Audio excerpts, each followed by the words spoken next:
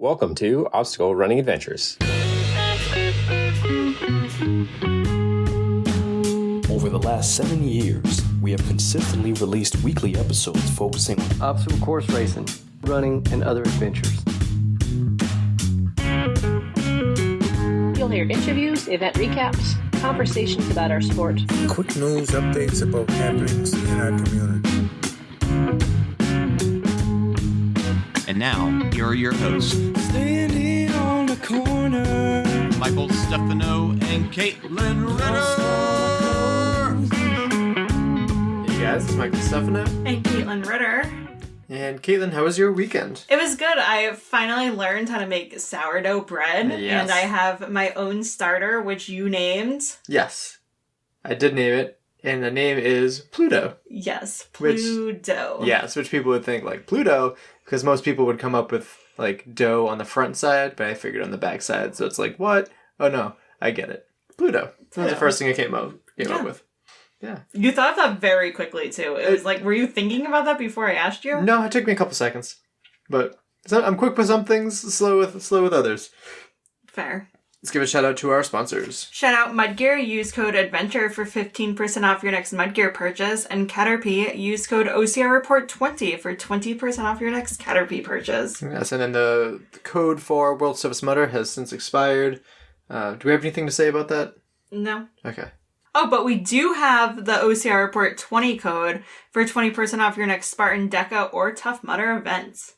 We're going to thank the $5+ Patreon supporters. Jason Dupree, Samantha Thompson, Bradley Keel, Charlotte Engelman, Aaron Grindstaff, Laura and Stephen Ritter, Hank and Arlene Stefano, Cheryl Miller, Jessica Johnson, Christopher Hoover, Kevin Gregory Jr., Evan Irick, Brent George, Logan Nagel, Asa Cunnington, and Seth Rinderknech. Yes, thank you guys so much for the support. We greatly, greatly appreciate it.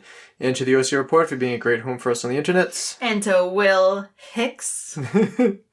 The Podfather, check it out over at theocrreport.com. I just tested positive for missing the homies. Isn't that what Carlo posted? Yes. Yeah. Carlo has been missing me for a long time then. Yeah, since 2019. That's pretty crazy. Did you even meet him? I don't know if I've ever, I don't think you've actually met him in person. met Carlo in person. No. Or Fran, or Dustin. Well, Dustin was your first race MC. Okay, but I wasn't But you haven't, hi, I'm met Dustin. him. Yeah, because all the other times I've seen him since, you weren't there. When I was covering, like, terrain race, and I was at some other races. Interesting stuff. I know him as Snake Bit Guy. He's more than a snake bite. Give a shout out to our sponsor athletes. Kelly Sullivan. Who was not done with Spartan since she podiumed in Fenway. Ryan Brizolara. Who took on the Savage Series, but I haven't seen the series. But I gotta check Savage Race for that, yeah. Joshua Reid. Preparing to take on Rim. Oh no, he took on the Rim to Rim FKT, but he was sick, so that didn't go well. And what does he say when you're sick? Yes, when he's sick, we chill. But at the same time, he drove days to get there, or whatever. So Kevin Gregory. spent some time with him in the pit, and actually he's in this episode, which He is has fun. the funniest interview. Caitlin helped edit this a little bit, which was greatly appreciated because it took a very, very, very long time. Probably 3 hours in total. Yeah. And Javier Escobar, who showed up to World Service Motor but didn't show up to the brunch. Damn it, wish he showed up at the brunch. Especially because he's got that sweet orange jacket. Exactly. So, poll results. So this was a last minute who will win, Jake Paul or Mike Tyson. I screenshotted the because we weren't planning to watch this, but we finished a movie, Inglourious Bastards. So good. And it was, supposed to be on in, 10 minutes or something, so we're yeah, we'll stay up and watch it. Next thing you know, we're up till 1 o'clock in the goddamn morning watching it. But You're not supposed to say that anymore. What? Yeah, that's fine. And so I screenshotted it before the winner was announced, but 17% of people voted Jake, 50% of people voted Tyson, and then 33% of people said a tie or some a BS. And it was that Jake won. But there, think what you will about that. Meme of the week, I don't know if he posted them. Let me see. Yeah, pick any of these. Any of these are good. I found this set, which means Caitlin has to describe it. I don't know any of these people. Oh, is that the guy? Who was on last episode, yep. No, that's the guy from that movie that we watched. Oppenheimer. Yeah. Yep. So it's the guy from Oppenheimer, and he's resting, I think, and then he's awoken, and it says, coaches rethinking everything they know after watching Brian Beal hit 100 miles every weekend. Yeah. So shout out to OCR Directory putting out some funny content there. Which... OCR Directory, if you're listening, reveal yourself to us. Or we could message him or her. That's always an option too. Now we're going to get on over to some quick news, starting with Lee Maizen and period shaming. So Dr. Candy C. Lynn posted that Lee Minzen started to get her period in the middle of the national championship for marathons, and that women were like praising her, but the men were like shaming her. But like, you can't predict when you're getting your period. So many women get periods during the marathon. What's different about this, Caitlin? She's like free bleeding. Yes. That's all? Okay. I don't know how to summarize this. I know, that's why I had you watch this beforehand, so you wouldn't be so You just told me tilted and awkward You about just this. told me to find it. You didn't tell me to watch it. Okay. Why do you think I was trying to have you find it? To reference? I don't know. To have you somewhat prepared for the show. Moving on. Gabe Capobianchi, I hope I said that right, from Obstacle Wonderland is looking for a co-race director. So if you have any experience or any interest and you're in the New York area, let him know, because this would be something to help with the sport of OCR. And he has a pretty good course, but it just looks like he needs a little bit of help. So feel free to reach out to him on Instagram, or if you can't find him, reach out to us. But again, that is for Obstacle Wonderland in Wallkill, New York. Savage Race is kicking off Thanksgiving and Black Friday with a Thanksgiving-themed giveaway. You will be entered to win a VIP race entry, including parking, bag check, and a race entry. So head over to Savage Race's Instagram, and then they also posted that their Black Friday special is now live and is the best deal of the year. Use code HECKYEAH24 to save 33% off all races. Yeah. Let's get savage. And if you're not interested in the deal, I don't know why you wouldn't be. At least watch the video, because it just did a cute little thing with, I say savage, you say race, savage, and it makes a little turkey noise. Well, that's adorable. Yeah. Also, I like their code. Heck yeah. I like it. Next up, we're going to get to some podiums, starting with World's Toughest Mudder team podiums, which we finally posted. It took a while for them to get up there, but kudos to the OC Report for getting them up there, because if we don't see them on Instagram, it's kind of hard to talk about them. So, team podiums. In third place, Iowa Hawkeyes. Do you get it? Yeah, because they're the Hawkeyes. Would you have known that if they didn't talk about it on the stream twice? I didn't hear them talk about it. Okay, that was after you fellas. Gotcha. Number 2. They call that second place. Second place, Ultra Cave. And with 125 miles... Nope. Oh, sorry. Okay, they got 105 miles. Gotcha. And with 125 miles, Yep. First place, Mountain Men, which were Mark Gaudet and Tyler Veerman. Yeah, congratulations to them. They, I think Mark's on this episode, and Mark's son. And I think Tyler's on the next one. Yes. They're both on the next one. Yeah. Next up, we have Spartan NorCal Super Podiums. For men, in third place, Grady Jackson. In second place, Giovanni Mendoza. And in first place, John Howard III. And for women, in third place, Olga Fomina. In second place, Samantha Wood. And in first place, Ashley Heller.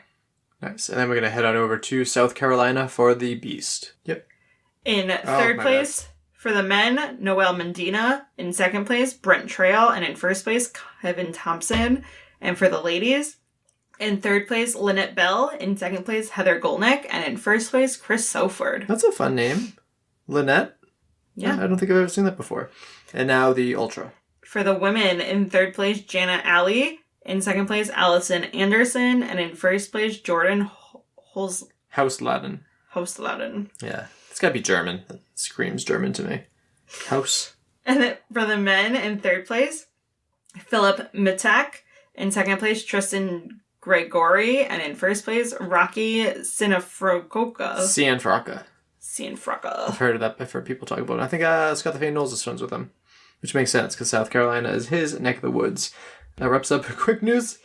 There's 5 secret links down below, so go and check those out. But let's finally get to what this episode is all about. So this is World's Toughest Mudder Part 2. Can you tell from the title? So this covers Saturday and Sunday interviews before the start with Ryan Reid, Mark Gaudet, Christian Brown Johnson, Jeff Moulton, Jenny Stipp, formerly known as Overstreet, and Noel Medina. There's 23 and a half minutes of that, which I found interesting because the first segment last week was also 23 and a half minutes. Nerdy numbers, whatever. Then following that is course volunteers. So I had trouble getting all the names, so forgive me. But we have Victor, who is the Kiss of Mud volunteer, Dan Coovas, Joe Herman. Got some audios of the Dublin walls. Well, I guess people doing the walls. The walls didn't make much noise. John the Reborn. It says John the Reborn. That sounds like a really cool name. John the Reborn volunteer. John, the Reborn volunteer. Nailed it. Juan Bernell, who was the Dizzy Bat penalty volunteer. Mike Badowski. Wendy Sibbald. Hanging Tough audio, so people doing that obstacle. Jared Hanlon. Andrew Ryan. Mallory, who is the Cladder to Hell volunteer. Gordon Cate. Dave Haze. Jasmine Vincent. Kellen, who was the Swung volunteer. Sandy Rhee. Blind Pete Cossaboon. AJ Lang. Randall Ohlson. Alexis Vasquez. The Arctic Enema lifeguard. Apologies if you're somehow listening to this. I thought we were recording at the beginning, and I looked down and was horrified. I'm like, nope, I didn't hit record, so I hit record like towards the end of the conversation. So that was the one mess up so far. Don't want to jinx it, but that's the only thing so far. But yeah, this was when I walked the course. I think I started at around 11, and I finished around 3 or 4 in the morning. And this explains why it took so long, because the interviews themselves of what I cut it down to was 1 hour and 12 minutes. So I really wanted to highlight the volunteers that are out there in the middle of the night, because that's some pretty awesome stuff to do. Following that is pit crew interviews. So I got to talk to Kevin Gregory, which Caitlin thought was the funniest thing in the world. Because I was trying to play a game and she was laughing, cackling. Loved it. Nolan Gaudet, who is Mark Gaudet's son. Pleasure talking to. Jennifer Wright. And DJ Fox. So there's 11 and a half minutes of that. So I usually get more audio from the start and finish, but I was very busy being a rabbit this year too, so go and check out that live stream if you want additional content. But let's get right to all of those interviews. Mike runs an amazing podcast called Obstacle Running. I've seen it on Instagram. I appreciate that. Thank you very much. The man. I am the man. The introverted man, but I'm the man. All right, man. Name and where you're from. Ryan Reid from Toronto, Ontario, Canada. And how are you feeling about World's Toughest Mudder this year? Really excited to get it going, yeah. I've seen a lot about it, read up on it, and ready to give it a shot. So this is your first time taking it on. What made you want to take that step to do this crazy 24-hour race? I've over the last few years, I've started, I did the Spartan Ultras, the Beast, the Trifecta Weekends, and then I thought this year, let's step it up. I did the Infinity, the Toughest Mudder, and now, natural progression, so, yeah. What did you think about the overnight portion of the Toughest Mudder? Anything kind of jump out at you that you didn't expect? It got dark, when you're running alone and you can't really tell what's on either side of the path. It was definitely tougher on some laps more than others, so, I learned from that, and I know that, where possible, if I can find people running near my pace, it helps to just have a buddy to talk to. So everybody on the course is a potential friend, which is pretty great. That's also exactly, very Canadian too. Yeah. Are there any obstacles that you're dreading? Any obstacles that you're looking forward to? No, I did the walkthrough yesterday, and the one with the cargo net added to the slip wall, that one. That'll be interesting. I heard the people who were trying it had some trouble with it, but other than that, relatively standard. We'll see. 16, 20 hours in how it's going, but yeah. And I'm going to take a guess and say it's not this warm and humid up in Canada right now. What are you thinking about the heat? Yeah, it's definitely an adjustment. I've been reading up about the wetsuits and all that kind of stuff, and it was good weather to start practicing with a few of those on the runs. A few mornings I went out early just to try and get a feel for it, and it was -5, which is very different than what the overnights are going to be here. So it'll be an adjustment for sure, but we'll feel it out. And it's tough for a first time. Do you have any goals already? Just kind of run the whole time. That's my goal. So I know the course varies each year. I felt like Chicago went really well with my mileage, but I don't know how it's going to translate beyond 12 hours, of course. I didn't feel it or finish it and feel like, I'm so excited to do that again. But yeah, exactly. So, just keep moving the whole time, and then I'll be happy if I can do that. I think that's a good goal to have, because mileage goals are nice, but that should always be secondary. You should never be disappointed with finishing a 24-hour race. Yeah, exactly. So, yeah, excited for it. And then what are your thoughts on nutrition going into this? Because that's a big aspect with it being so warm, being so long. Yeah, I've been, practicing a lot. I know my calories per hour that I have to hit. I have my pack that I'm going to be carrying, gets good on course, and then I have my parents here as a pit team, so they're going to, I coached them through. We did like a 1.5 hour session where I was giving them all the information, what I kind of expected, where I would vary. So I think I'm ready for that. And then hydration, that's going to be the one key. So I'll be carrying a skim just to kind of carry me between the water stations, and hopefully as it gets to the night, it cools down a little bit. The breeze is better, but exactly. Boiling out there. How many laps are you doing as a rabbit? So I'm going to be out there for the whole time. I'm going to be doing interviews. I'm going to be rabbiting. I'm going to do everything I can to highlight you badasses out there. That's awesome. Speaking of your pit, though, having parents as your pit, are they nervous at all for you?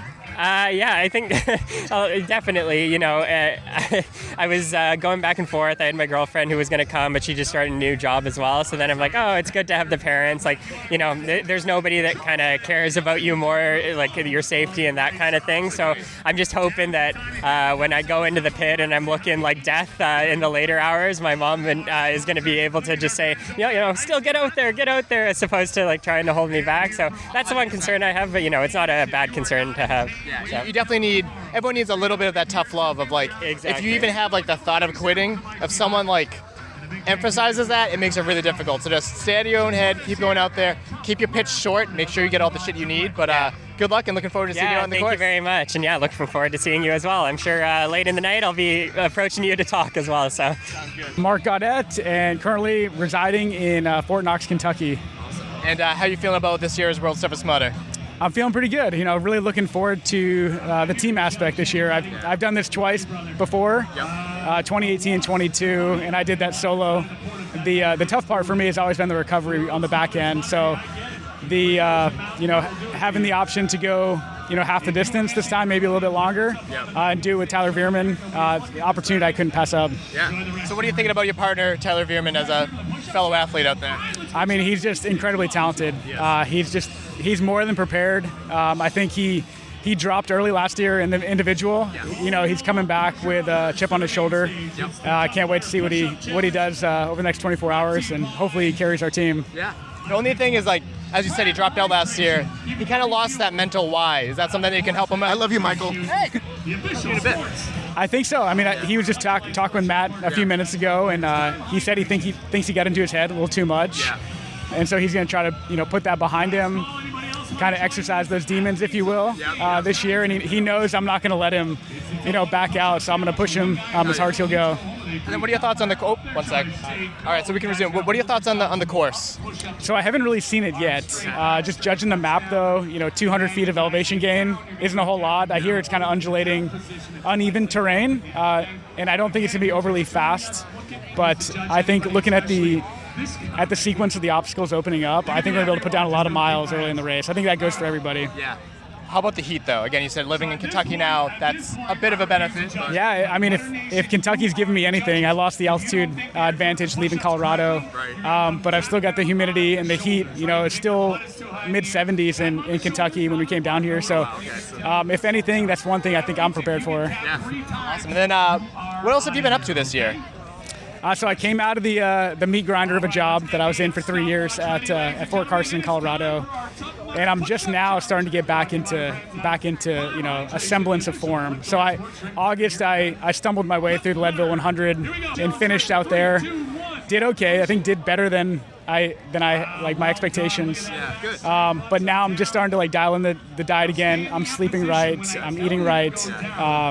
Training smarter again, and so I think it's gonna be a process. Though I'm 38, so I think 5 or 6 months I'll probably be somewhat competitive again. Awesome. Well, super excited to see you out here, regardless of what happens, and looking forward to cheering you on in the course. Yeah, thank you very much. Looking forward to it. Jamie Scott from Binghamton, New York, Team Noob Sanity. Yeah, representing. What are your thoughts for World's Toughest Moto this year? I'm looking forward to it. I've done it twice before, Atlanta and Atmore, and basically froze to death on both of those races. So I'm really looking forward to tackling it without the cold being an issue, hopefully. Yeah. So the cold won't be an issue, but do you think the heat will be an issue?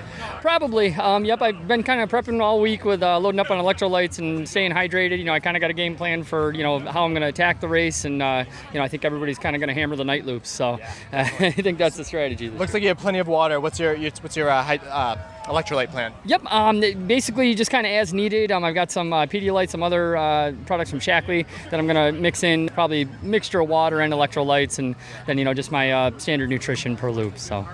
How did you do for mileage in your previous 2 years here? I've got 55 in Atlanta and 50 in Atmore, but I had to stop for a significant amount of time both times. Okay. So I know a couple of my teammates have gotten that silver bib, so that's kind of a goal that I'd love to hit if I could. So it's good to know that you had to take breaks, so you haven't hit your ceiling objectively. Yeah, I feel like I've left some stuff on the table in the previous years. Again, this is going to be a completely different game with the heat, so we'll see how it goes. But I'm at this point still optimistic. We'll wait till the race starts.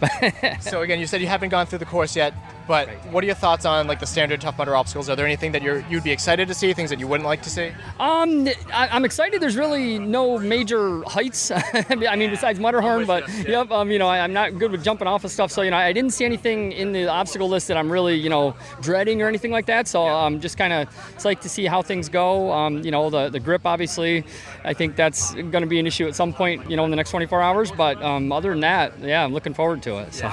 I will say there's no King of Swingers, but there is Swung, so it's the lower version, which is nice. Yep. Still a difficult obstacle. Have you had any success with that one? I did. That one was in Atlanta, I believe, and yes. I was able to still, I got that one every time I tried it. So, good. Okay. Yep. And even the penalties. The only penalty I'm really hoping to avoid is the hippity hop thing.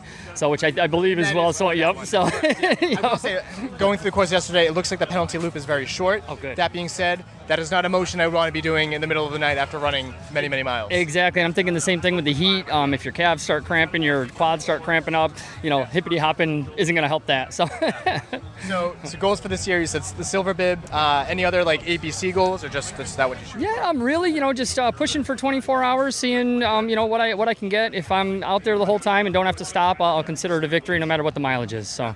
Awesome. Well, great to see you, and good luck, kick ass out there. Thanks a lot, man. We'll see you out there. Do you know where Meg? Christian Brown Johnson from Madera, California. Awesome. How are you feeling about this year's World's Toughest Mudder?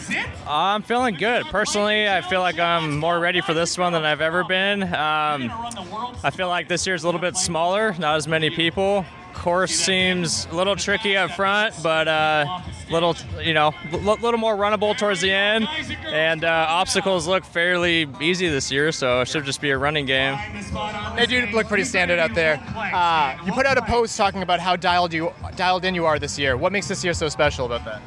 I lost my grandma in May unexpectedly, and every year coming into Worlds, I really try to find something to focus on to motivate me, and that's kind of a motivating factor for me. And usually a month out from Worlds, I really focus, lock in, get a lot more disciplined, really structure my daily life a lot more than it usually is. So yeah, I wanted to put that out and hopefully motivate some people to get a little bit more dialed in as well. Yeah, no, I love that. And so you put out the cock balls. Thank you, Scott. If it's not Matt, it's Scott. And then you've also been doing some ice plunges with a snorkel and all that. Not necessarily going to help here. What are your thoughts on the heat? Oh man, so where I live, it's over 100 degrees every day in the summer. We don't have humidity though, so that's a little bit different for me. But I did get out here a few days earlier this year just to get acclimated, and right now it's not bad. A couple days ago it was horrible, but we got some cloud cover, so I think that's definitely going to help. Tonight will be perfect. It'll be great. And then what are your thoughts on the obstacles? Not much. There's not anything out there spectacular. There's no jaw-dropping, show-stopping obstacles. Yeah, so last year there was a lot of upper body work, a lot of grip strength stuff. None of that this year. I think they're probably going to trick us a little bit, maybe change a few things up before they open. But in general, it's pretty basic compared to the last year. So definitely a lot, like I said, a runnable course for sure. I'd say one of the only differences is pyramid squeeze. Yeah. Have you seen that? Yeah, so I saw that on the video. I don't know what's going to be the best way to get through that, but I hope it's a little stretched out from this morning. I'll figure it out once I get there, but yeah, it's I think maybe laying on your back or doing something like that just to use the net is going to be the best. That seemed to be work best for Jason, but it took him a while. It's either going to be easier with people or harder with people with that cargo net, so I'm not too sure. And then what do you have for goals for this year? For goals, my number one goal is 105. That was my goal last year. Barely squeezed out 100. But with how I've prepped, if I can just play it smart, be patient this year, and really try to control this heat. I think I can do 105. So mileage goal is one thing. Do you have when does the competitiveness come in? Because obviously a very, very long race. They say the race doesn't start until like halfway through. When do you care about placement? What's your thoughts right now? I do. A goal of mine has always been to take top 3, but that's not going to come into play for me until probably the last 6 to 8 hours, I would say. That's when I'll really start focusing. Until then, I told my pit crew, I said, don't tell me at all where I'm at on the leaderboard. I don't care. Tell me if I'm moving too slow or moving too fast. That's all I want to know, and I'm just going to move. And I'm probably going to slow it down a lot in the beginning this year compared to what I usually run, just to kind of mitigate some of the effects from the heat, and then just really open up on the back end of the race. And yesterday we got some pretty big news for the elites. Ryan Atkins showed up. What are your thoughts on that? I'm excited. Yeah, I mean, it's nice. I remember when I was first running these, he was always winning, and I always thought like, wow, I could never be like Atkins and do 100 miles. And here you are. Yeah, and here I am, and it's cool to see him. So it's I don't think I've seen him race one of these since 2017 or 18. I think the last time we did it was team in 2018. Yeah. So I remember his 4-person team passed me while I was struggling on the last lap, and they were all singing and dancing. I just thought, fuck those guys. I love them, but fuck those guys. Yeah, no, it just adds an element of competition. I mean, we've got good guys here. And we're all friends, and that's the tricky part. It's like, we're gonna all be friends until towards the end when we have to really open up and try to compete. So yeah, exactly. Well, good to see you. Oh, and shout out to your pit crew. Yeah, so I got my wife, Kelsey. I have Javier Escobar and his girlfriend, Annalise. And then Elliot is half running and half hanging out. And so, yeah. And speaking of wife, how's the wedding and everything, right? Oh, it's incredible, man. I wish I could replay that weekend, like, every weekend if I could. It's just so cool to have so many people, like family, friends, come from out of state or just all over just to celebrate us. It was wonderful. Awesome. Well, hopefully we'll be celebrating you in a bit. And keep up the great work. Awesome to see you. Yeah, thank you. I appreciate it, man. My name's Jeff Moulton from Vernon, Connecticut. And you've been probably one of the most inspirational Instagram accounts for like the countdown for World's Toughest Mudder. Needless to say, this is your E-race. Yeah, this has been the big one. I did one Vernon Ultra for Spartan. Okay. That was a fun one I did with a few friends, kind of like a redemption from last year. And then it was one of those things all year I decided it was like probably be best to just put all my energy into this, conserve, avoid injury, and just try to peak for this. So I did 60 last year. I've been trying to document for fun, just try to motivate myself. Yeah. And it's crazy that we're here. The goal is to go after 80 this year. Okay. So, silver bib. I want the silver bib bad. Last year, I stopped at 22 and a half hours. I had a little bit left in the tank, but didn't plan mentally for what I was going to face. First one I've ever done. Everyone gets kicked in the teeth the first. Yeah, it was a beast. And then now it's like nutrition. I feel ready to roll. I got the hydration dialed in. Okay. I feel like everything is set up for the race that I want. Good. We just got to execute. Yes. So I'm excited for it. You spoke about hydration. Obviously, it's just a little bit warmer than it is up for us in New England. What are your thoughts on that? I think that's going to be the game changer. I think the course is flat. I think there's 350 feet of elevation. One hill down at the start, one hill up at the end. Yeah. That's pretty much it. Yeah, I think there's some obstacles. Like I saw you posted the other day about, with the squeeze one, where I think it's going to slow people down. But I think it's going to be a fast course. The hydration piece, I think that's probably my biggest thing. Yeah. Goddamn. Goddamn. You found me again. Goddamn. The balls. That's for your biggest fan. That's it. I love it. Nice, it's always a nice little mic drop, right? Yeah. But I think that's going to be the big thing. For me anyway, my plan going in, I'm trying to get somewhere like 750 milligrams of sodium an hour per lap. Yep. I got 12 bottles made, 50 grams of carbs. I'm going to do a Humagel with it. So basically the typical 300 calories, 75 carbs an hour. Try to get 750 milligrams of electrolytes in, 16 to 20 ounces of water. And that's going to be my plan. That's what I train for. Yeah. But I do think people got to be smart with the electrolytes. They got to hydrate, not just the water. It's going to be huge, but the course is fast. I think if you can get into the night, take that first 4 or 5 hours and still feel strong, that's going to be huge because I think the heat's going to hit people early. Yeah. Typically they say take your mileage at 10 p.m. and double it, and that's typically what you get for it's funny. This is where I think it holds true for the most part, but I also think from a mental standpoint, I think a lot of times, kind of like the marathon, they say 20 miles is the hardest point to hit in a marathon. Right. I think some people almost by saying that can put a limited wall when it comes down to what they're capable of. So I want to be on pace for 45 miles at that halfway mark. That being said, I don't think we don't know how we're going to feel at that point. So I think if you go into it with already putting that wall up, you don't want to do that. So I think you should be pacing yourself comfortably, but don't, if people are going to do this in the future, don't limit yourself by putting that wall up. Just be confident what you can do, because I think that's going to be a big part of it too. And it takes a tribe too. Shout out to your pit crew. Yeah, my wife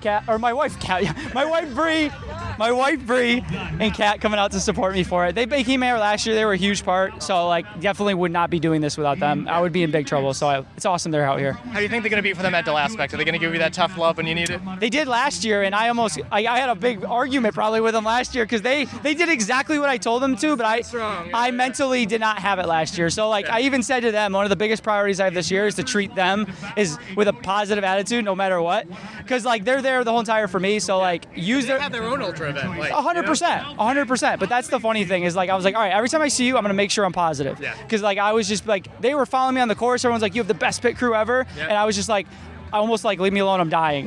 But it's a different headspace this year, so I'm excited. I like that. My friend Javier Escobar, who is one of the few people to get 100 miles. The year that he got 100 miles, one of his goals was every time stop and tell his mom that he loves her. I'm like, but it puts you in a good headspace. It does. So it is like I don't know if you know Sally McRae, ultra runner is.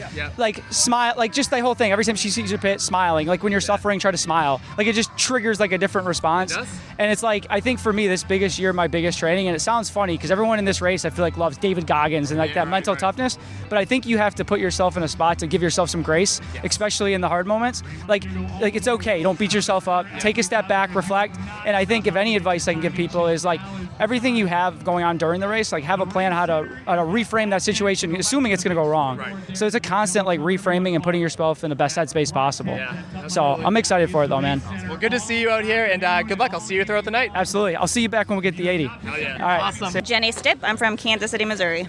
And congratulations on the wedding. It's going to be an adjustment to get used to that last name. Yeah, so. I know. It's an adjustment for me, too. It is. Yeah. How are you feeling about this year's World's Toughest Mudder? Really good. I feel pretty healthy, pretty in shape. The course looks pretty basic, so nothing like crazy or unusual, so we'll see what happens. The only new adjustment is pyramid squeeze. Have you seen that yet? I have seen that. It looks like the technique is to like turn around upside down and crawl, but who knows? We've seen Jason try a few different things, and we don't know what's going to work yet. So really? It's either going to be easier with people or harder with people with that net, so I don't know what it's going to be like. Yeah, that's definitely going to be kind of weird. Probably like a suffocating kind of feeling, I would imagine. I don't know. Yeah. Should be fun. What are your thoughts on the heat this year? This is the hottest World's Toughest Mudder to date. I'm excited for it. Okay. Bring it. Yeah. I wish it was hotter. Hellion. And any goals? What do you have for goals? I have some goals that I'll maybe like keep to myself. I think biggest goal is to win, but then I do have some mileage goals that are like secondary to that. So yeah. And how's your year been like leading up to this? Like what other events have you been doing to prepare? Really good. I think I've done some hot races, which I think has been good in preparation for this for sure. 100K that was like almost 100 degrees, I think, outside at some point. So yeah, and this is a little bit better, right? Because we have water. So yeah. Awesome. Well, looking forward to seeing you out in the course and cheering for you, and good luck. Thank you. Good to see you. You too. Noel, Medina from Jacksonville, Florida. Awesome. And what are your thoughts on this World's Toughest Mudder this year?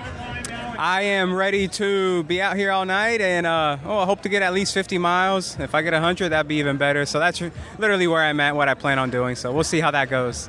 Is this your first World's Toughest Mudder? Yes. Okay. How are you feeling about that? What made you want to do a crazy event like this? Well, we talk about it enough at the Ultra House, and so with the training going on over there, it almost felt like it was good timing for it. So we'll see if it was good timing or not. Yeah, I'm excited to see how you do, like regardless with how you do. I hope you have a good time with the Tough Mudder community and everything. It's going to be a great time. What are your thoughts on the course? Man, I'm looking forward to see what they got. I mean, is it going to be super, super muddy, or is it going to be exactly what we're standing on now? I mean, obviously it'll deteriorate over time. So, but I think it should be an easier course than others, I think. I mean, yeah. And then you're primarily like known as like a more fast switch. I know that you're getting more into ultras, but being at the Ultra House. But what has that transition been like to getting more into ultras than the short, springy ninja stuff? Oh man, yeah. The miles have gotten easier to do. As crazy as that sounds, right? I mean, physically and mentally. So, well, this race is perfect timing for it because I'm looking forward to see how the heck I do here. Yeah. I mean, I went from running, not even 10, 15 miles in a week to 70, 80, 100 miles. So yeah, I'm interested to find out myself. And then going from, because you lived in Florida previously, you moved to Colorado. Have you lost that humidity acclimatization? Like, is that a factor for you, or? I'm not sure if I lost it. I mean, and at the same time, I'm not even sure if I feel any benefits from the altitude yet. Yeah. Because I mean, the humidity still sucks all the same. Yeah. I can still nasal breathe pretty well with this kind of heat for long periods of time, but I don't think the acclimation ever really goes away. Fair. And other than that, just looking forward to seeing you out in the course, and just keep moving, stay hydrated, and go get some miles, baby. Man, I really appreciate it. I'm glad to be here. OCR Report, Tough Mudder. Let's go. Let's get it, baby. Obstacle running adventures. Yeah. All right, man. We'll just start off with your name and where you're from. I'm Victor. I'm from Ecuador. And what are you doing out here for World's Toughest Mudder? I run in the morning, the 5K. Okay. So this is my shift for volunteering. Very cool. Yeah. And what did you get for volunteering? Did you get like a free race registration, or? We had a free race registration and our college. Like we did all this with our college. Okay. Very cool. Not far. How did your race go earlier today? What'd you think of the course? I love it. Yeah? I love it. First time doing it, first time in here. Like I really love it. Yeah. Okay. So I was really excited to come here to volunteer. Like pretty excited. Yeah. I knew it was like 2 a.m. But I was definitely going for it. That's a pretty long shift. Some people are out here for the full 24 hours, which is absurd to think of. Yeah. That's insane. What were some of your favorite obstacles?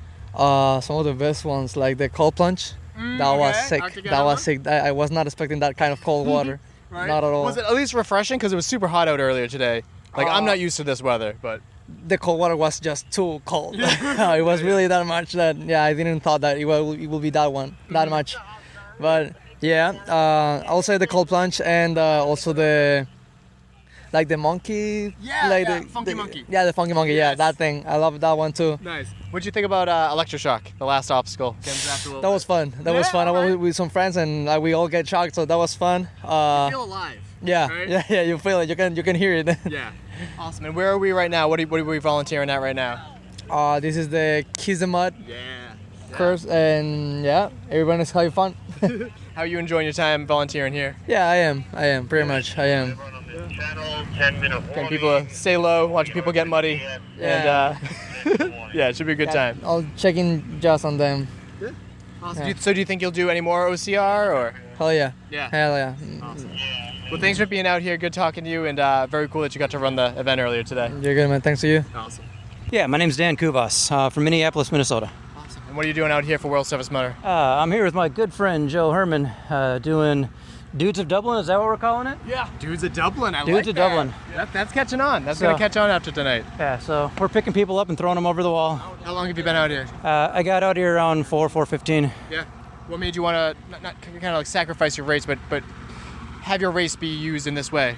I came into this race with no real expectations, so I kind of decided, like, once I started, I'll feel it out and what I wanted to do. And the heat got to me during the day, and decided, you know what, I don't really have miles in me today, so I'm going to come out here and help other people hit their goals. Yeah. What are your thoughts when the sun comes back out and starts roasting you again with your shoulder pads? Oh, I'm not looking forward to that. Yeah. But you having the shoulder pads, you came in with the plan to potentially help at an obstacle. Did you know it would be Dublin Walls? I assumed it would, because there's a lot of people that help out at Matterhorn. There's a lot of people that help out at Everest. Yep. But for the longest time, Joe's been the only guy here. You know, he was here by himself solo from 1 o'clock until 4:30, 4 o'clock whenever I got here. Yeah. So he threw a lot of people over the wall just by himself. And sure, there's like plenty of people that could help each other, but if you're here alone, that could be a lot of time for your race, and it's precious time for people to get their mileage goals and all that, so it's super important. I'm sure you've been helped by other people in the past too, right? Oh yeah, absolutely. And for some reason, the design of this obstacle this year is more difficult than it had been in the past. I think. How so? Well, the table on the Dublin part of it is deeper than it has been in the past. So we're further out. And then the grip is deeper in the back, so you have to get up further, hold on like further back, and you don't have good like angle of leverage to like do a pull up. So like almost everyone needs that extra push, even once they have their hands on the ledge. Gotcha. And what do you love most about the Tough Mudder community? Just this stuff, you know, the camaraderie. Everyone's here to help everyone. I've been doing it. I started in 2011, 2012, something like that. So it's my 9th Worlds. And I've taken a lot of help and paying it back. Paying it back. Love it. Awesome. Well, keep doing what you're doing, man. And thanks for taking the time to talk to me. Yeah, absolutely. Appreciate it. Perfect. Joe Herman from St. Louis, Missouri. Awesome. What brings you out here for World's Toughest Mudder? This is my 8th Worlds, and the people. Yeah. It's nothing but the people. Right. I mean, it's a lot of fun doing all this. I'm not even on. I'm a mile into the course. I've not even done a single lap yet. Gotcha. Yeah. So, but I made the plan already to be here. I've had a couple people ask me like, "Hey, are you sure that this is what you want to do for your race?" I'm like, "Yes." Yeah. I got my 50 bibs. I got those years ago in Vegas, so I don't really need those anymore. And the story I told earlier was out in Laughlin, a friend of mine came around the corner and saw me at Dublin for the last 6, 7, 8 hours. I don't know how long it was. And when she saw me, she just burst into tears crying because she saw somebody at the wall that she trusted, that she knew would help them up and over. Yeah. Because like Dan was saying, this wall can hurt. Yes. It can put a hurting on somebody. Very simple design, but it's a lot. Exactly, yeah. And to know that she was so relieved to see someone there that she could help, that would help her up and over. I mean, I wanted to take that. I wanted to give everyone that sigh of relief. Yeah. So last year, Nick Haze, who's the son of David Haze, 100-time volunteer, Yep. Nick and I, and Dave, actually, the three of us were at the Dublin Walls last year, Dave volunteering and Nick and I doing this, and we got there from open to we got swept. And so I knew that I had to do it again. And so that's what I tell people, is that there's so many different ways to experience World's Toughest Mudder. You can even take Evan Preparis, who has been an elite competitor, and now he's helping us with the live stream. Yep. You can pit. You can sacrifice your race and help people out in the course. But for me, for us doing it, for the Everest Angels, the guys at Mudderhorn, it's not a sacrifice. Right. We're not sacrificing anything. I would much rather see everyone hit their goals. I don't want to run like that anymore if I don't have to. Maybe one day I'll get in the shape again and do it. But I know I'm going to toot my own horn. I know I'm a beast with my legs, and I can do this for 24 hours as long as I stay hydrated and all that. Yeah. So what are some tips that you'd give just to somebody? I see you have shoulder pads, knee pads. What are some things that if someone wanted to help out in this way for the first time, what are some tips you could give them? Well, it kind of all depends on where they're at.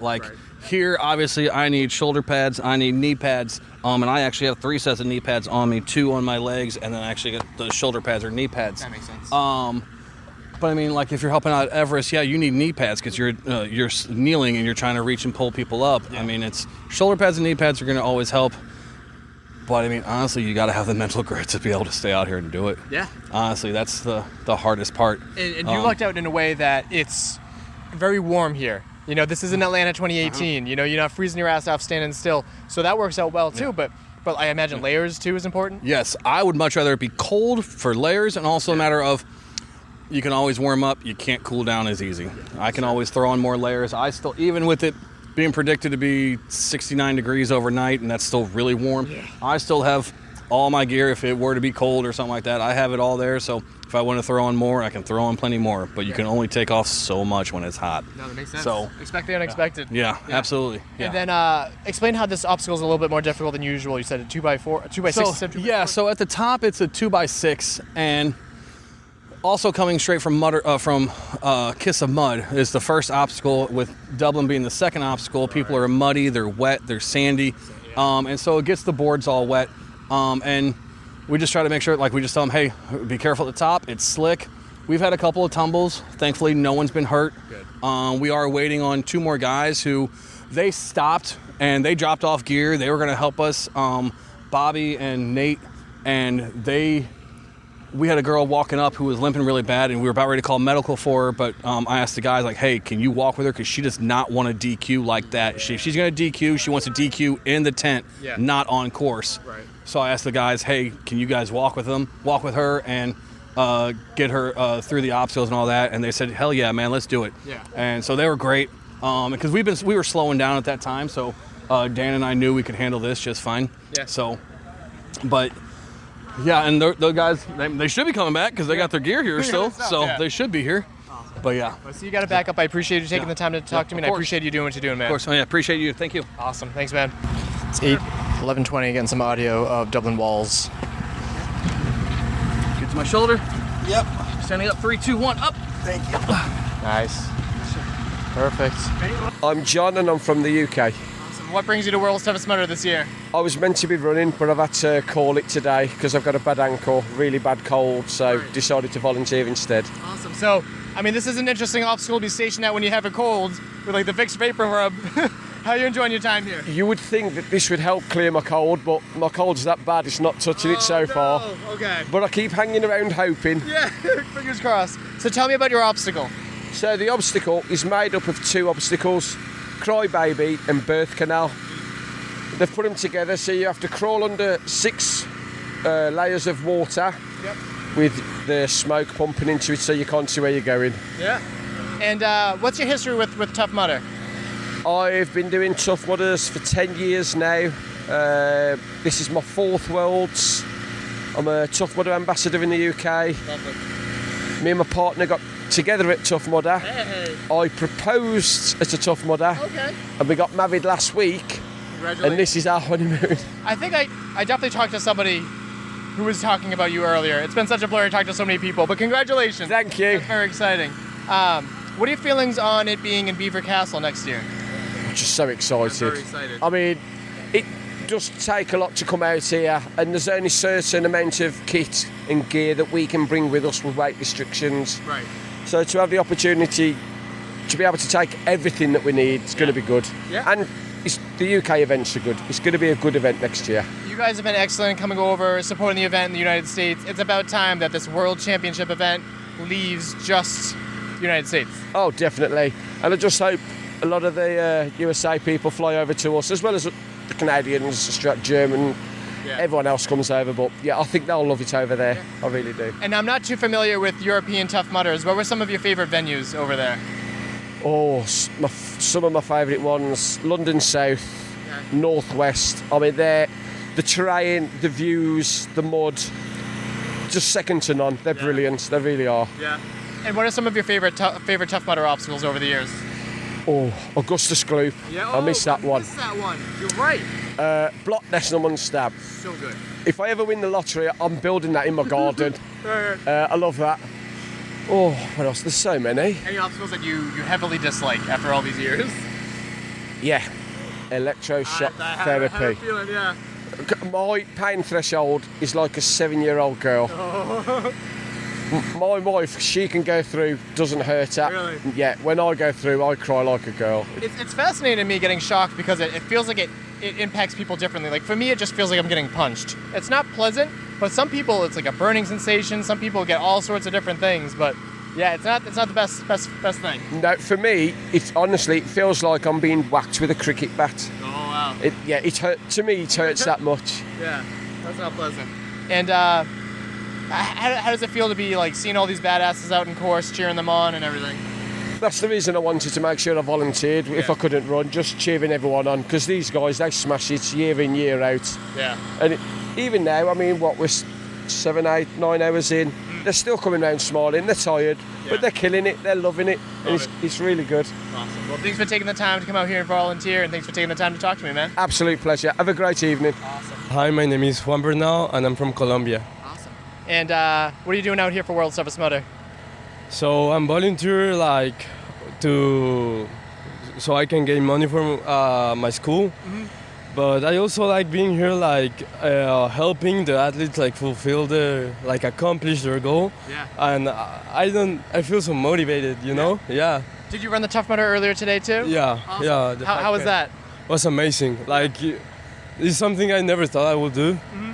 But it's experience everyone has to do at least once, and yeah, it's amazing. Are you friends with the volunteer at Kiss of Mud too? Because he also said that he did that course as well this morning today. Yeah. Okay, yeah. Yeah. Awesome. What were some of your favorite obstacles out in the course?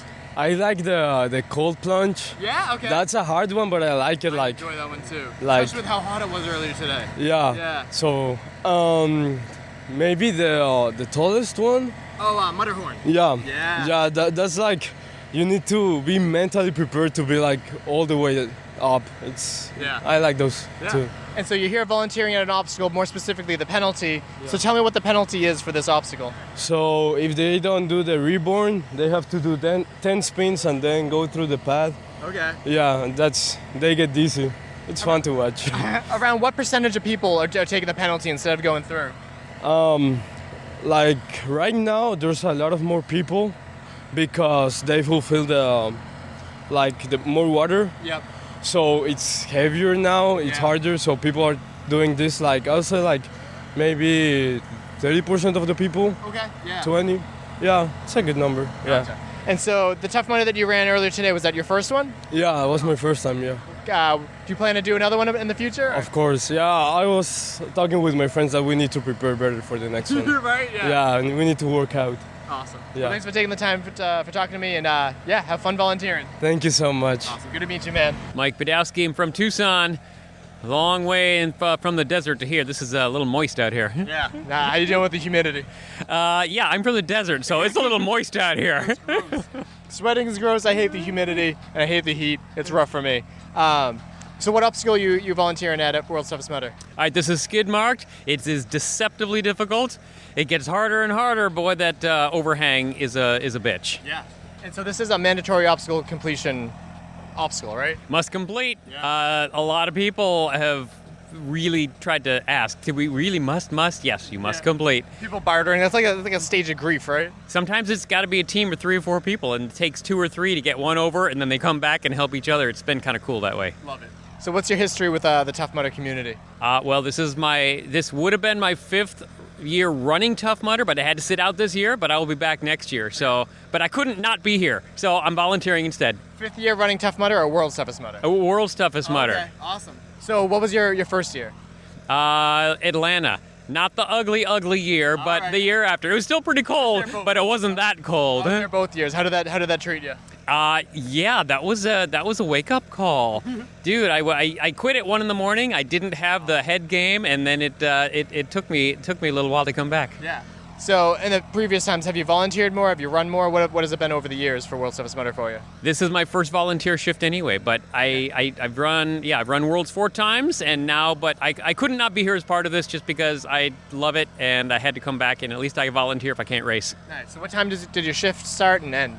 I was here at 6 a.m. It's now almost midnight. Jesus, yeah. What time are you out? Not sure. Probably the end of the race. That's amazing. What made you want to spend your time doing this and helping the community? I don't know. Everybody, it's cool to watch everybody out here. I just love it. If I can't race, I can help because they're the heroes, and I'm just the hired help. And what do you think about the? Sorry, I got people in my ear for the live stream. How are people dealing with the obstacle? You said that some people are trying to bypass it in a way, but they're getting through it. There's been some real challenges. Some people bicycle over this thing, and it's impressive to watch. And there's been a lot of people that spend a lot of energy, but they get it. It takes a team sometimes. Yeah. And how cool is it seeing like the elites come through and do the obstacle and stuff too? Oh my God, the elites are crazy. They it's like they don't even slow down. No, not at all. And then what are your thoughts about World's Toughest Mudder being in England next year? That's going to be exciting. Yeah. I asked my wife, can I go? And she said, no, we're going. Yeah, that is the correct answer. Yeah. She gets a big thumbs up in my book. Awesome. And any final thoughts for the Tough Mudder community? I don't know. I love y'all. Awesome. Thanks for taking the time to talk to me, and thanks for volunteering, man. Thank you. Beautiful. Perfect. So my name's Wendy, and I'm from the UK. Wales, precisely. Perfect. And how are you enjoying World's Toughest Mudder this year? Really good, really good. I've done the last 3 ETMs, but this is first Worlds. Awesome. But because I'm doing Worlds next year. Beautiful. Yeah, we'll get to that in a second, but what obstacle are you here volunteering for? Hanging Tough. Yeah, how's it going for you? Good, really good. People are going, we've got a good success rate, and if not, they've got the Fancy Feet. I keep forgetting the name of it too. Yeah. Can you explain what Fancy Feet is? So it's, in the UK, we did it as walk this way. Oh, yeah. So 2 planks, put your feet in these straps, and then just walk around the block. Awesome. Very, very cool. And how long have you been out here? How long is your shift? Started 11, here till 4 tomorrow afternoon. Yeah. And I'm assuming you said that something went wrong with the earlier event. Nothing going wrong with this event, right? No, everything's good here. Good, I'm glad to hear that. No more broken legs or anything. Because it is nervous how uneven the ground is at the end. Yeah, it is. Yeah, well done, mate. Beautiful. And so you said you're tackling your first World's Toughest Mudder next year, Yes. Beaver Castle. What Yeah. are your thoughts on that? Good. I'm actually from Grantham originally. I was born and bred there, so it's home ground. Yeah. I moved away, but... Tell me a little bit about the venue. So Beaver Castle, it's about 5 miles from Grantham, really, really scenic, a really nice place to go. Always a good course there, always a good course. And I think a lot of the Brits are really looking forward to it, So I was joking with, I think it was Will Chung, talking about we have alligators here. What do you guys have there? And he said something about dogs at Beaver Castle? Right, yeah, the hounds. So there's the hunts, so they have the hunt hounds there. You can hear them before you see them. They're very noisy. Yeah. That should be fun to hear in the middle of the night. And, what's your history with the Tough Mudder community? What do you love so much about it? Well, I've been doing Tough Mudder for 9 years. First 3 years just did one a year, one at Northwest, and then thought quite fancy doing the one at Beaver Castle. So started volunteering on the Saturday to run for free on the Sunday, and then just carried on from there. Yeah. It's been really good. What have been some of your favorite obstacles over the years?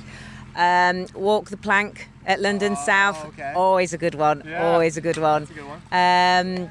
Anything water. I love Arctic enema. Anything like that. Yeah. I struggle with the upper body strength, but anything water-wise and enclosed spaces, I don't mind that. Yeah. So what do you have for least favorite? You said upper body is not your favorite. I cannot do the monkey bars. I'll never be able to do this one. Gotcha. But I've got my husband training me for next year, so we'll see. Lovely. Do you have any goals for next year? Or? I'd love to do 50. I'd love to do 50. Yeah. My biggest advice that I'd say to anybody is have an ABC goal, because you should never be disappointed after a 24-hour race. Yeah. Yeah, it's an ideal, but if I don't do it, I'll be in the older category next year. So I'm Kicking ass. You'll be right. Oh, yeah. Awesome. Well, thank you so much for taking the time to volunteer, and looking forward to seeing you at Beaver Castle. Yeah, brilliant. Cheers. Awesome. All right, it's now midnight. The squeaking of the ropes. Nice job. And the ringing of the bell. Well done. Thank you. Have a good one. You too, man. Woo.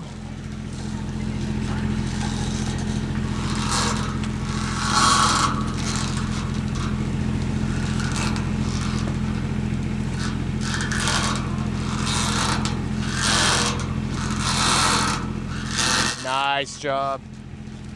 Good momentum. Beautiful. Well done.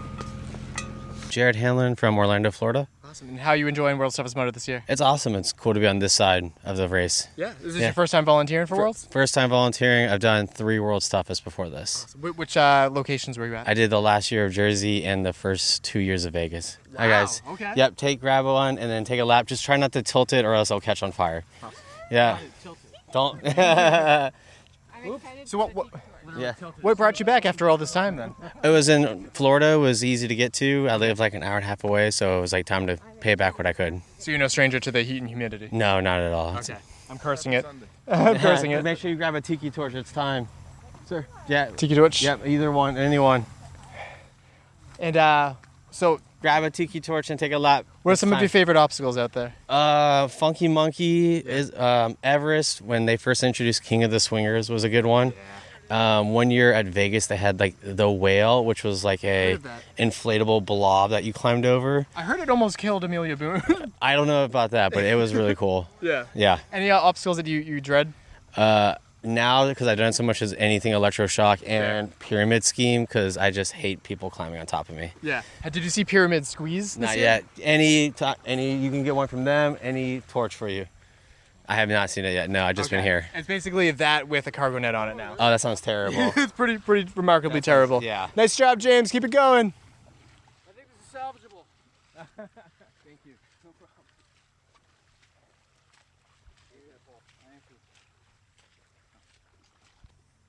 There we go. And so what obstacle are you volunteering at this? This is Creek Crusade, and then turn it into Keep it Statue. straight or else it's going to... And then turn it into Statue of Liberty at midnight. Yeah. Yeah. So you're keeping pretty busy with that, right? Now, yeah. Just we don't want we don't want anything to fall over and have a fire hazard. Right. Yeah. And so they're catching on fire. What's the deal with that? How many have caught on fire? Just those two? Just two so far, yeah, because Okay. it's just open. But keep it straight, or else it's gonna. Yeah, it's gonna get you. a learning process, as everything is. And then there's holes dug so you can put the things in there. Whose idea was it for the glow sticks? That was pretty smart. The guys from Wolf's help us mutter. Thank you guys. They help us be able to locate them. Yeah. Here you guys go. And you can grab it. You got it here. Thank you. What's her name? Marissa Theophanides. Okay. And I guess final thoughts on the world's toughest mudder community. The world's toughest mudder community is great. I think it's a little weird that it's not cold though. Yeah, I know. I'm not gonna lie, this is like slightly dangerous. Yeah, that's part of the fun, isn't it? Yeah. Especially having grab any torch. Being around in New Jersey as well, where things were absolutely freezing. Like, Well, yeah, and then the first year at Vegas, they had the sandstorm. that's right. So you were there for the sandstorm. Yeah, I was. That was the first year where everything was like blowing around and Everest like ripped apart and King of Swingers fell over. Did you expect the Tough Mudder TMHQ to shut it down? Awesome. Thank you. To shut down here? No, to shut down Vegas during the sandstorm. No, it's supposed to be hard. Oh, Yeah. here you go. Yeah, it should be hard. It's supposed to be world's toughest. Oh. Make sure you keep it upright or it'll catch on fire. Okay. Like I will. I'm not a fan of pit crews at night. I Yeah. think they should get rid of them. Really? Yeah, because it's my first year was no pit crews at night. Made it tougher. It was also like 10-mile laps. Grab a torch and take a lap. 10 and 8-mile laps back then too. It was, yes, yep, and it was lots more swimming involved in Jersey. Yes, So, that's right. and they played like the same 5 songs over and over again at the Speedway. So if you stayed in the pit, you heard the same 5 songs. That's actually pretty funny. Yeah, so I think they should. There you go. Thank you. Thank you, Do sir. away with pit crews during the nighttime. And it's a bummer too, because that was at Englishtown, and that they lost that venue recently too. Like they haven't had an event there in a while, really? which is a bummer. Yeah, no, nothing in New England, nothing in Englishtown, nothing in Long Island, and they just lost one in Pennsylvania. Oh, I didn't know that. So yeah, it's the sport's not doing too great. But any final thoughts? Thinking about going back into the sport, doing more of these, or just a thank you. one-time thing since it's so close? Here, you need a torch. You need a torch. Probably if it's close again, I might do it again. Yeah. But it happened to work out well. I'll do more ultra running now, so. Yeah. So it's kind of like this got me into running, and then I'm always grateful for it. Go ahead, grab a torch. Time to take a lap with it. Well, thanks for taking the time Yeah. to talk to me, and thanks for volunteering. Yeah, thank you, man. Thanks for helping me out. Yeah. Well, you still have a voice. I'm amazed you do. I'm going to be that longer. We'll start up with your name and where you're from. I'm Andrew. I'm from the UK. Just out here to help out with the obstacle. Yeah. What obstacles do you have this year? This year's is lumber sacked. It's the standard lumberjack obstacle, but with carrying a sandbag. Yeah. Just an incredibly sandy area. Is there sand in the sandbags? Some are sand, some are rocks, some are just empty. It's a very mixed bag of what you find in each bag. Yes. And there was one thing that I heard you yelling repeatedly earlier. You can have one guess what it was. Well done, mothers. Keep pushing. And don't drop the sandbag. Oh yes, you can't drop the sandbag, because if you drop the sandbag and it touches the ground, you have to start again from the beginning. Right. Yeah. That's an interesting quirk, and I think that's fun because they have to go over the lumberjack obstacles. Yes. Too, right? Yeah. And so a few of them earlier on were dropping it deliberately, just thinking, I'll put it over. But it meant a few of the runners, even top runners, were having to go back to start from the beginning again. Yeah. And it's literally a few minutes. Yeah. I saw it at first. I'm like, oh, that's quick, and then I saw it loops around. It's a legit obstacle. Yeah, it's actually a lot more challenging than people think. And it's also one where your band is useless, because the band, even if you're given the band to skip the obstacle, you still need to go through all the sand and everything. That's true. Yeah. And then So- that wears you down. It really does. It really does, yeah. And it's been one of the quite a fun obstacle to be on. Yeah. So tell me about your history with the Tough Mudder community. I've been volunteering and running since 2014, and globally, sorry, I just need to check the time, I'm now second most volunteered. Amazing. So I volunteer at every event in the UK for years, and this is my second event in America to volunteer at. Just come over to help with it. Yeah. And how are you enjoying your time over here?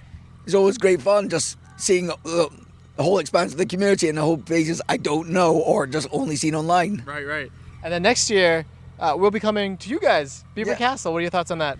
Should be a really interesting experience, just getting some of the Americans over to see what it's like volunteering elsewhere and just seeing a completely different side of the Tough Mudder experience. Yeah. I will say the majority of the volunteers that I've interviewed so far have been from England too. Yeah, when we're doing the check-in for the 24-hour volunteers, a good third or maybe more were actually from the UK. Yeah, why do you think that is? I have no idea, to be honest. It's just a case of a lot of the volunteers come over to support runners or people we know, and so it's just because there's a good UK contingent who come over every single year, and just good to help out and volunteer at the events. Yeah. What do you love so much about the Tough Mudder community? It's just it is the community side of it. Just everyone leans in, gets to know each other, and when you do so many different events, it's always good to say, "Oh, I recognise this person from this event," or I've had so many runners go, "I remember you from this event or this event." Yeah.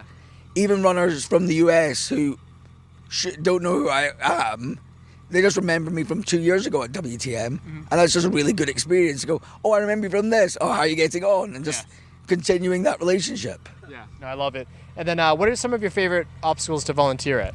Pyramid scheme. Yeah. It's generally my favourite one to volunteer at. Yeah. Just seeing how different ways of doing the obstacle and everyone working together to complete it. Yeah.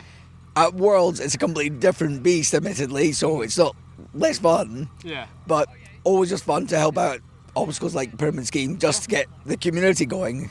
Did you get the chance to see Pyramids squeeze? I'm not, unfortunately, seen it before. It's basically that with a net on top, but Yeah. it does make it a little bit more complicated because with more people in it pulling down the net, you're kind of like trapping yourself a little bit too. So that's a little interesting wrinkle. Yeah, I've heard that from people I've spoken to, but unfortunately, just where I am, not able to see it. Fair, that's fair. And then just final thoughts on what Tough Mudder means to you. Tough Mudder is the community. The organisation itself doesn't mean a great deal to me, and I run very, very little with it. But the community in Tough Mudder is just a fantastic community, getting to know everyone and just seeing people conquer their goals even when they think they couldn't. Oh yeah, awesome. Well, thanks for taking the time to talk to me, and thanks for all the time that you put in volunteering and making this community what it is. I know, thanks very much for all the work you do on that. Appreciate it. Awesome, thanks, man. Mallory, I'm from Orlando. And what brings you to World's Toughest Mudder this year? I've always wanted to volunteer at World's Toughest. I've ran 11 Tough Mudders, but have never been involved in a World's Toughest. Okay. So how is your first World's Toughest Mudder experience then? It is really, really cool. I find them all to be very inspiring. I wanted to do this overnight shift specifically to be able to give them encouragement during times where I think they most need it. Yeah. Well, that's good to hear, especially as I said, this was a tough part of the course to get to after they went through all the sand and now they're going to climb up the ladder to hell. So how are you enjoying your time at this obstacle in particular? Oh, I really like it. Yeah, it is. It's a bit of a challenge and it's a little bit scary at the top to see that. So yeah, it's fun to watch them go through it. Yeah. So in your experience of running Tough Mudders, what are some of your favorite obstacles? I do like the Berlin walls, Kiss of Mud, like all of the very muddy and the wall obstacles. I think are my favorites. Yeah. Any that you don't look forward to? Oh, cage crawl is really? Okay. Yeah. I guess some people Yeah, a little bit of that claustrophobia. No, totally fair. And then being from this area, no stranger to the heat and humidity, you're not dying out here like I am? I am not dying. Bugs aren't bothering you? No, I'm protected from the bugs. Awesome. I'm all good, yeah. And what advice would you give to someone, from what you've seen about, tackling like World's Toughest Mudder? It seems to be just about finding that inner endurance and just the grit and just continuing on. Yeah. And now that you've seen a portion of it, what are your thoughts on maybe doing this yourself sometime? Ooh, maybe, yeah. That could be a possible goal, yeah. Do you know where the venue is next year? I think it's overseas. It is. Yeah. For the first time ever, World's Toughest Mudder is going to Europe. It's going to a place called Beaver Castle, which is really interesting. It's spelled Belvoir, which is very strange, but it's called Beaver Castle. And it's going to be really exciting because there's going to be a lot of really cool Europeans and everything. That would be cool. So what was I say? Have you been integrated with the Tough Mudder community online and stuff too, or? Oh, not really. Yeah, sorry. That's right. I was gonna say I'd highly recommend it because they're just some of the greatest people and stuff. But do you do Tough Mudders with family, friends, or what do you typipally? With my friends and coworkers, yes. Okay. Yeah. Did they think you're crazy for coming out here for the overnight shift to volunteer? A little bit. A little bit. Yeah. Awesome. And then any final thoughts on your experience tonight? Nothing really, just a lot of fun. Yeah. Awesome. Well, thanks for taking the time to be out here and volunteering, and they're gonna need you when times get dire. Yeah. Thank you so much. Perfect. Good job. My name's Gordon Cate. I'm from New Hampshire. Oh, cool. All right, up by me. I'm from Massachusetts. So Oh, no shit. What brings it down to Florida? I've done 5 Tough Mudders, 5 Tough Mudder races, and my friend Wild Thing got me into this, and I wanted to volunteer, so I says I want to do Worlds, so I might as well volunteer for 24 hours. Hell yeah, I love it, man. Tell me about the obstacle that you got.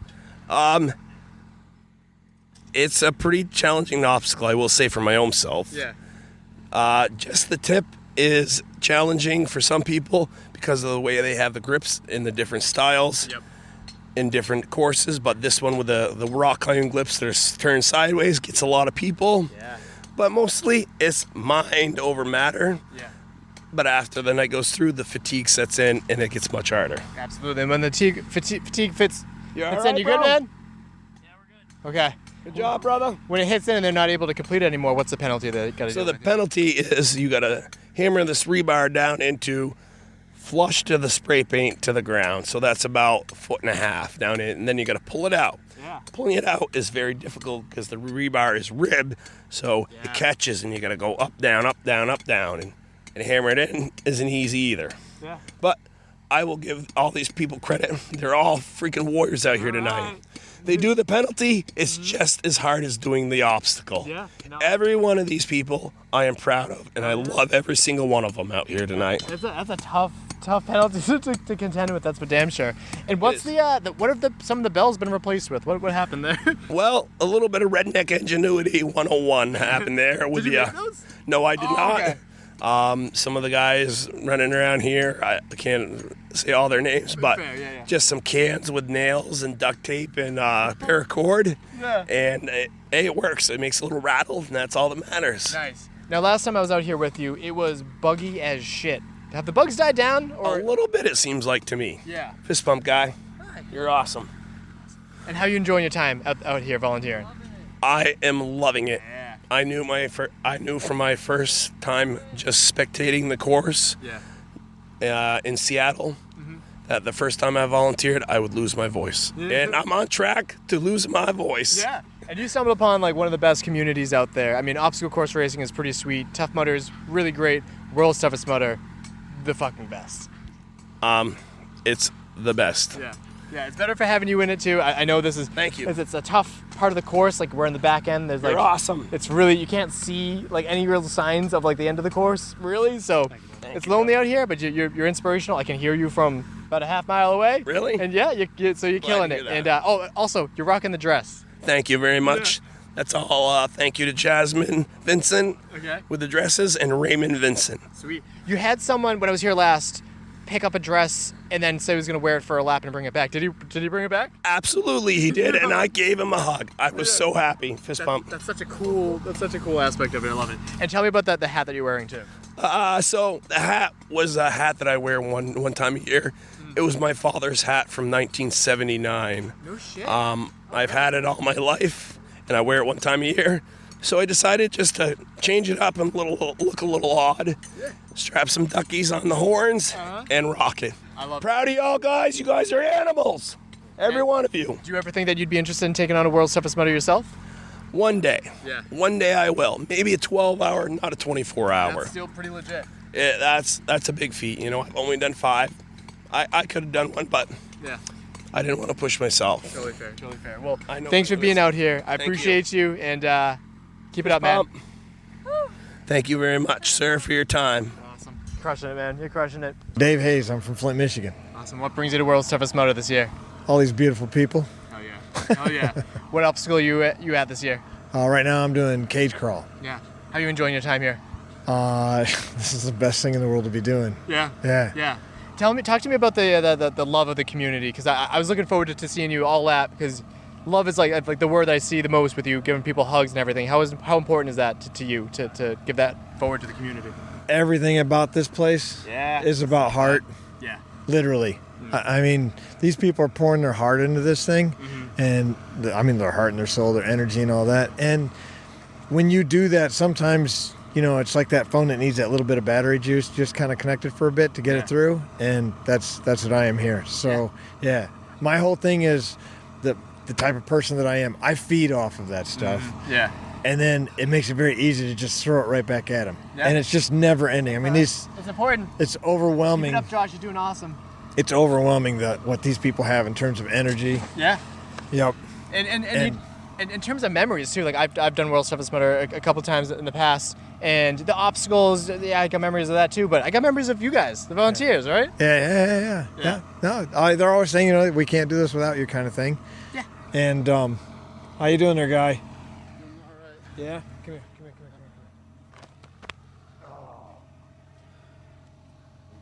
Yep. Yeah. Making it. All right. At least another lap. All right. I'll be here. Awesome. And just the fear of this obstacle, it's not a difficult obstacle physically, but I'm sure some people say that it's their least favorite obstacle. So how important is it for you to be like a calming presence for them too? I mean, most of these people that are out here at this point, they're very much aware of what these obstacles are. Yeah. These aren't like people who have never seen this stuff before. They're Sure. just, Nice job, Joe. All right, Good to see Jennifer. you, man. Keep moving. Good to see you. Thank you. Yeah. But even still, some people have like claustrophobia issues and like the mop handle, Sure. the mops and all Yeah. that. Yeah. Now, I mean, at this kind of an event, when you're talking about Worlds, this isn't like a regular Tough Mudder. Sure. You know, where you've got somebody who has no idea what they're getting into and facing it. These people have faced their fears before. Yeah. It's like Mudderhorn with the heights and stuff like that. And I always tell people, you're not gonna, what is it? You're not gonna get over your fears. You're not gonna fix your fears. That's not the point. Right. You know, your fears are there for a reason. It's what keeps you alive.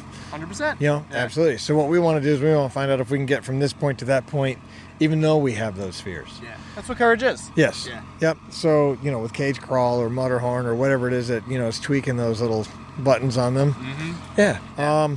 My whole thing is when I'm out here is kind of a, I don't know, maybe it's a dad advice thing. I like to give tips to people. Yeah. Yeah. That's Here it's not so much necessary, like I said, because these people know what they're doing. Fair. You know. So I got somebody who's literally said this thing freaks the hell out of me. Mm-hmm. But they get in there and they do it because they know what to expect. Yeah. You know? Yeah. Make the most of it. How you doing there, guy? Hey, there's that smile. And talk to me about the 100 volunteer sign that you have going on here. Oh man, that one surprised the hell out of me. Yeah. Oh God. Well, so when they were dropping us off, I was in the back of the truck. Okay. And by the time when he stopped, I knew this was my obstacle. I got out of the back of the truck, turned around, grabbed a bag, and when I looked up, they were already standing around, and then they all just started applauding, which I thought was cool as hell. Yeah. And then when it kind of like parted, I saw this sign, and man, that just like hit right straight to the heart, and the tears flow and everything else. It's just, I had no idea that something like that. And then you see all these wonderful people took the time to sign it and everything, and the little messages of love on there. Yeah. It's just, I mean, And I'm sure it's not why you do it, but it's nice to see that people appreciate you that much. Yeah. I mean, in a lot of ways, I don't think it's shameful to say that it is kind of why I do it. Okay, yeah. Because these people are, what they're telling me is, I need that. Yes. Yes, I needed that hug at 2:00 in the morning. I needed that high five. I needed those words of encouragement. I needed to know that I could go a little bit further. Yeah. And I like being that guy, I guess. I don't know. Yeah. It just, having done 100 Tough Mudders and volunteered, I mean, I couldn't even tell you which one I like better because it's just an incredible experience to be out on a course and also to be volunteering and, giving that advice or that encouragement or whatever else. Yeah. I don't know. This is just a remarkable experience to me. This whole thing is. It is. What are your thoughts on it moving to England, Beaver Castle next year? About time. I think so as well. Yeah. I mean, World's seriously. Toughest Mudder. Yeah. I'm excited. Yeah. I wish I was going. Fair.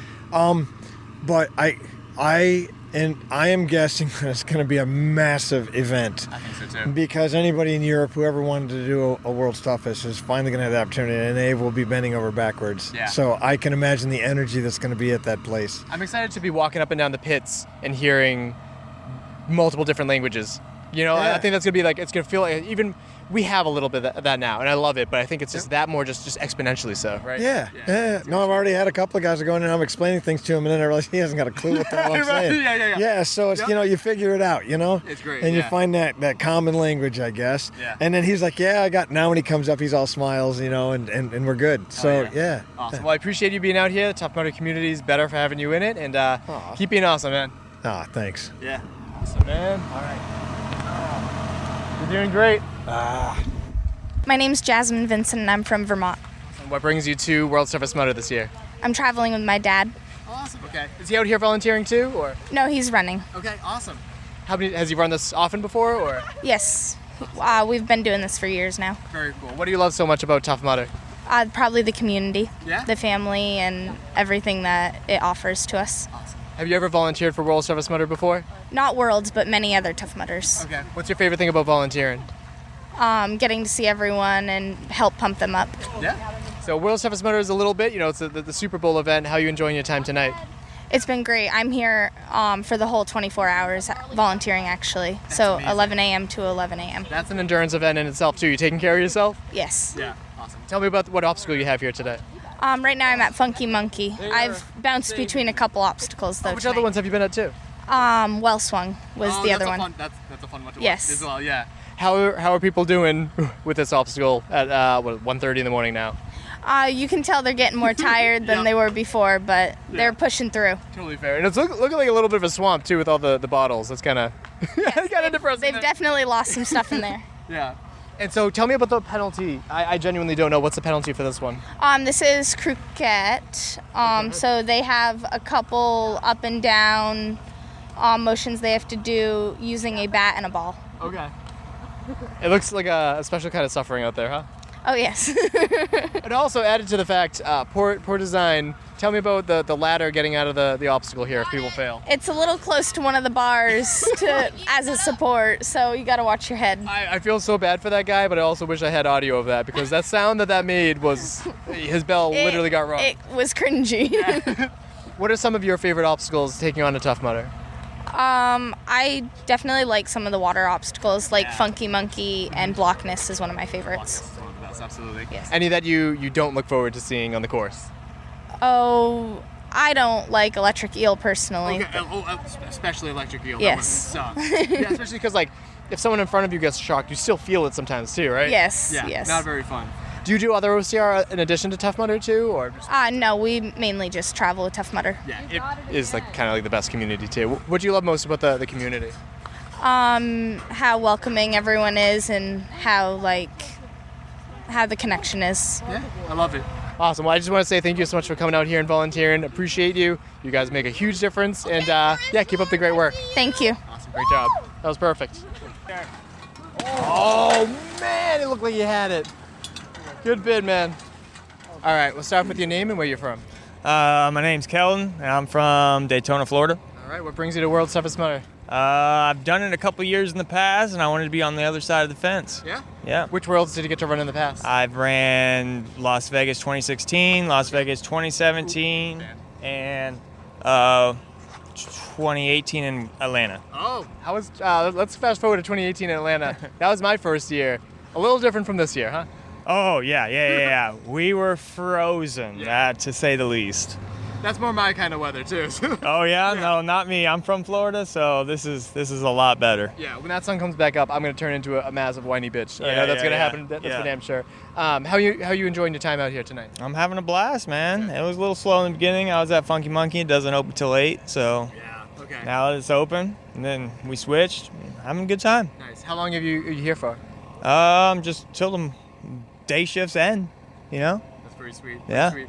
What do you enjoy so much about volunteering? Just trying to keep people alive out there after 12, 16 hours. They're dying, so they're doing it though. There you go. Question him though. He dipped in the water. There we go. Good integrity. I like it. And tell me about what obstacle you're representing here today. So I was at right here. I'm at Well Swung. Yeah. Yeah. Is this one of the best obstacles to be stationed at? Yeah, because you get some crazy dismounts, to say the least. Are people selling out there? Oh, yeah. I'm getting a lot of black bands at this obstacle, that's for sure. I can imagine. People really don't want to do that penalty, huh? Tell me about the penalty. Oh, the penalty. The bouncy ball around the loop is probably the most devastating to your legs. Yeah. Do you recognize the face on the bouncy ball? I do. It's Coach. It's Coach, who's unfortunately not with us this year, and I'm devastated to not have him from 1 to 4 because I partied with him. That got me through last year. But yeah, that's a sucky penalty, huh? Oh yeah, it's terrible. I've never done it, but Nice job. it's definitely a terrible penalty. Beautiful. Yeah, it's one of those where like I saw it Friday morning when I ran the course early, and I'm like, oh, whatever it is, it looks short. And then when I saw balls deep, I'm like, oh, this is a bouncy ball, isn't it? Oh yeah. What are Not some fun. of your favorite obstacles with Tough Mudder? Favorite obstacles? Mudderhorn. That takes everything to get over that. That's a fun one. Crybaby. Okay. That's a good one. I don't know if it's here this year. It is. Yeah. It is? It's that mixed with squeeze play. Okay, that's cool. And then Arctic Enema. That really wakes you up at, 3 a.m. Yeah. Yeah. Yeah, they put a whole crate of ice in there. It was insane. It took them like 10 minutes to get all the ice in there. It was ridiculous. Nice. Any obstacles that you don't like to see out on the course? Thoughts on electric obstacles? Any issues there? I wish they brought back Operation or electric eel instead of electroshock therapy. Yeah, I prefer Operation because it takes some skill. In the middle of the night when, you're not cold here, but normally you're cold. Yeah. So you're trying to get that pull in there and you're cold and you're shivering, you're going to zap yourself. Yeah, I love it. Whereas EST is mainly like luck. I don't know if it's high enough that you can crawl under, but that could be another aspect too. Yeah. What's the success rate been like at this obstacle? Because I'm seeing a lot of people getting it here. I would say 20%. Okay. Like that. Yeah. And did you find that like any of the lanes are better than the other? Because when I did it Friday, it seemed like the left lane seemed the closest, but now I'm not so sure anymore. No, definitely everyone's using this right lane. This right lane is low. The bar is the lowest, so everyone's going for that. Yeah. And final thoughts on your experience with Tough Mudder in general, I guess, the community and everything. The community is great. It's one of the best, and I always come back. I've been here since 2013, so it's a great Appreciate time. you being out here volunteering. Yeah, man. Thank you. Perfect. I am Sandy Rhee, and I'm from New Hampshire. Awesome. And what are we volunteering at today? We're at water station number 2, which is interesting because there's only one water station. I know. That's what happens when you share a map between a 5K in the morning with 2 and the Tough Mudder Worlds Correct. in the evening. A lot of the athletes were thrown off by that too. They're like, I would have carried more water, but now they know. But now they it's know. like But the a first few hours couple through. laps were rough. That's gotta be frustrating. Yeah. It was. We didn't know what was going on at first, and then we finally got a definitive answer. So I'm sure they were all the more happy to see you at Water Station 2/1. Yes, but they were desperate by this point because on the first couple laps when nothing was open, nobody was wet. Oh yeah. That's a good point. Yeah. Yeah.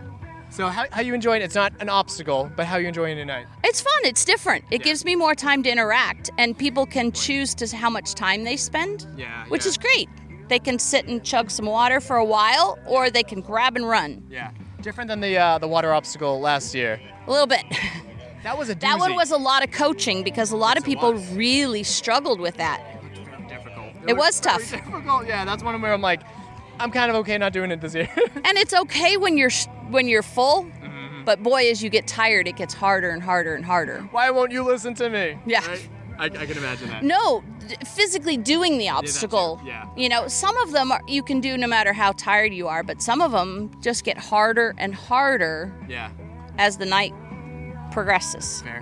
What are your thoughts on World's Toughest Mudder moving to England next year? I think it's great. Yeah. All the folks over in the UK have had to travel all these years, so why not? Yeah. I'm excited. Do you think that you'll be making the trip over? Or?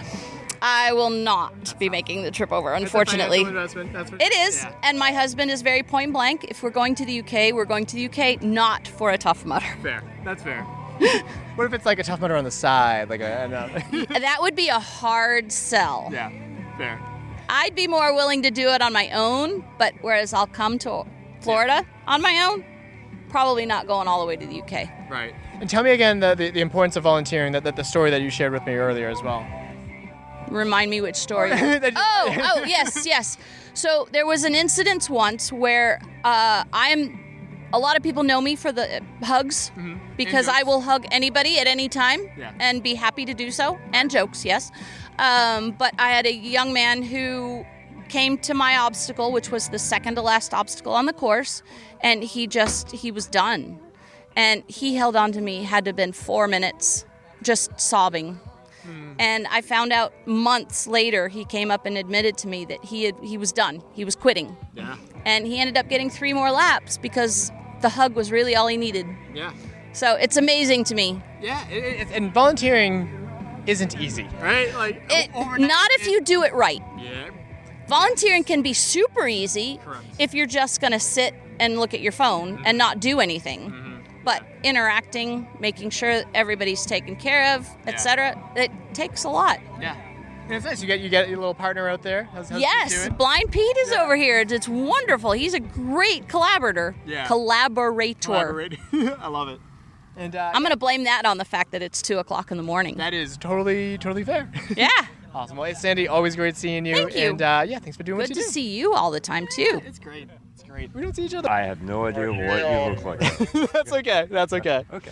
All right, buddy. We'll just start with your name and where you're from. Okay, name is Peter Cossaboon, nickname Blind Pete, and actually currently living in Chattanooga, Tennessee, but moving back up to New Jersey where I grew up. Oh, where in New Jersey? South Jersey, about 45 minutes away from Atlantic City. Okay, so South Jersey, that's Taylor ham, right? It's more like... Oh, no, pork roll? Which one? I'm trying to think. The county I'm going to be moving it to is like Cumberland, so it's like Vineland's the biggest city. Okay. Like 45 minutes away from Atlantic City. Oh, gotcha. Okay, I know that area. So. Yeah. So my wife grew up in Pequannock, so northern Jersey. Oh, okay. But Yeah. No. I'm down below the turnpike. Okay. Yeah. Gotcha. Before exit 1. Okay. Yeah. The whole what exit are you, right? Yeah. No. I'm exit 0. Okay. Is that a Cape May? Close enough. Yeah. That's a very nice area. Okay. How's volunteering treating you tonight? Oh, it has been fantastic. It's been a few years since I've been to a World's Toughest, but volunteered at my last one, 2019. Had a fantastic time, even better. I've met one of the best people I've ever met. Miss Sandy here. Mm-hmm. She has been fantastic the entire evening. Have you met her before? She's met me. I've never seen her before in my life. Fair. And tell me about what your volunteering has consisted of. Basically, I'm just making sure everyone here on the course is being hydrated. Yeah. Make sure they get whatever they need. We haven't had any major issues, which I'm extremely thankful for. Right. Yeah. So, but everyone, and I'm trying to keep everyone's spirits up by telling blind jokes, making fun of myself.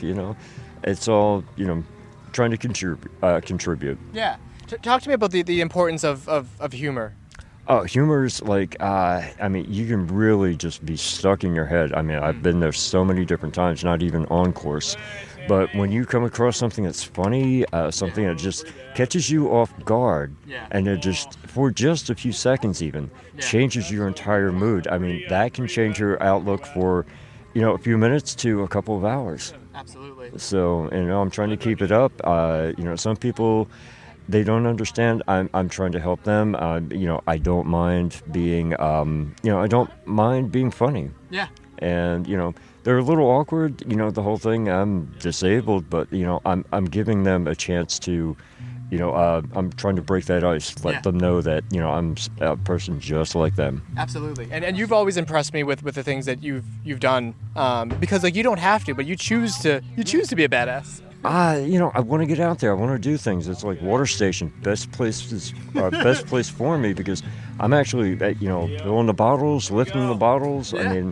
I want to do something. I don't want to sit and clap and face the wrong way. And so, but interacting with people, very, very important. I love it. I was very happy to see that you were here. What made you want to volunteer? I had a chance. A friend of mine, a good friend. We had some difficulties, but we're back together as friends. Joey McGlimmery from More Heart Than Scars. Okay, yeah.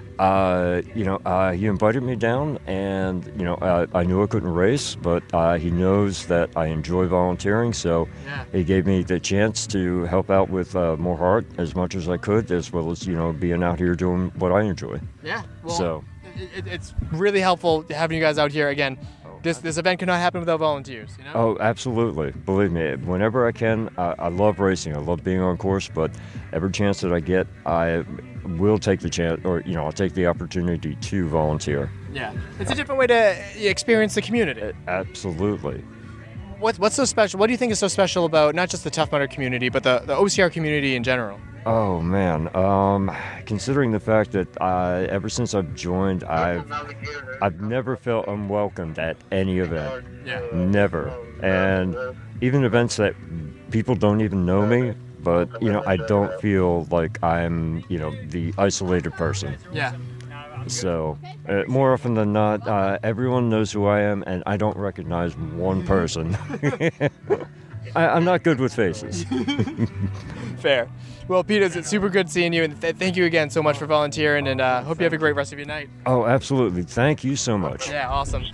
Good to see you, man. All right, good to see you. AJ Lang, I'm from Long Island, New York. Awesome. And what are you doing here at World Toughest Mudder? Volunteering the full 24-hour shift. Fuck yeah. What made you want to take on that challenge? I spent 6 years as a runner, and I wanted something different. So last year I volunteered in Texas for the full 24. Okay. Enjoyed it. I get to see everyone every lap, so I did it again this time. Nice. Where were you in Texas? What obstacle were you stationed at there? I was at Trench Press. I feel like we must have talked, but Maybe. it's tough one a year ago. And what obstacle do you have this time? Pyramid squeeze? Yeah. So press, squeeze, a little bit of similarities there, huh? What do you think about this obstacle? I think it's good. It's definitely giving the runners a lot of struggle. Looks like human centipede here. It does, yeah. The best way to get through this is really to get as close as possible to the person in front of you. Right. Very interesting. It looks like a weird cult. This is the first time I've seen people go through this. Because I ran the early lap yesterday, but this is so very bizarre to look. This is what I've been seeing for the last 8 hours. And something else weird. What do you have around your neck? Probably somewhere around 150 bands. Yeah, it's, I can see why people are skipping this one for damn sure. Yeah. So how are you enjoying your night? I'm having a great time. Yeah. Yeah. What makes you love the Tough Mudder community so much to be out here? The camaraderie. The fact that complete strangers are going ass to face to climb up this obstacle. I can't wait to take a video. This is as crazy as you think this is. We're spot on, or it might be worse than you're expecting. But it's wow, what a unique. And the thing is, this is the only really novel, interesting obstacle this year too. So it's pretty cool that you get to be stationed here. I think so. Yeah. I actually picked this obstacle. Oh, did you? I knew it was going to be fun to watch. Good call. Good call. And how's the weather treating you? I know it's 2 or 2:30 in the morning right now, so it's not as hot. But how do you do with the heat? The heat wasn't too bad earlier. It's really the humidity. Yeah. The heat wasn't a problem, and right now it's nice, except it's still humid. Yes, and it's good too that this section isn't super buggy, because I was some other places too, and they were eating my eyeballs. I sprayed bug spray a lot. Good. Okay. This area is very buggy. Okay. I apologize for that. And I guess final thoughts on how everything's going for you tonight. Everything's going good. I can't really complain. Haven't had too many issues here, other than angry people having to do the obstacle over and over again. Right. I thought someone was falling. No, that happens. Oh. That happens about every 30 seconds or so. When they drop the top of the net, this net probably weighs at least 300 pounds. So when the last person in the line drops the net, it slams against Pyramid Scheme, and it makes a thud, making it sound like someone's crashing down. And I would say that you're exaggerating, but looking at the whole net, it probably is 300 pounds. 300 might be conservative.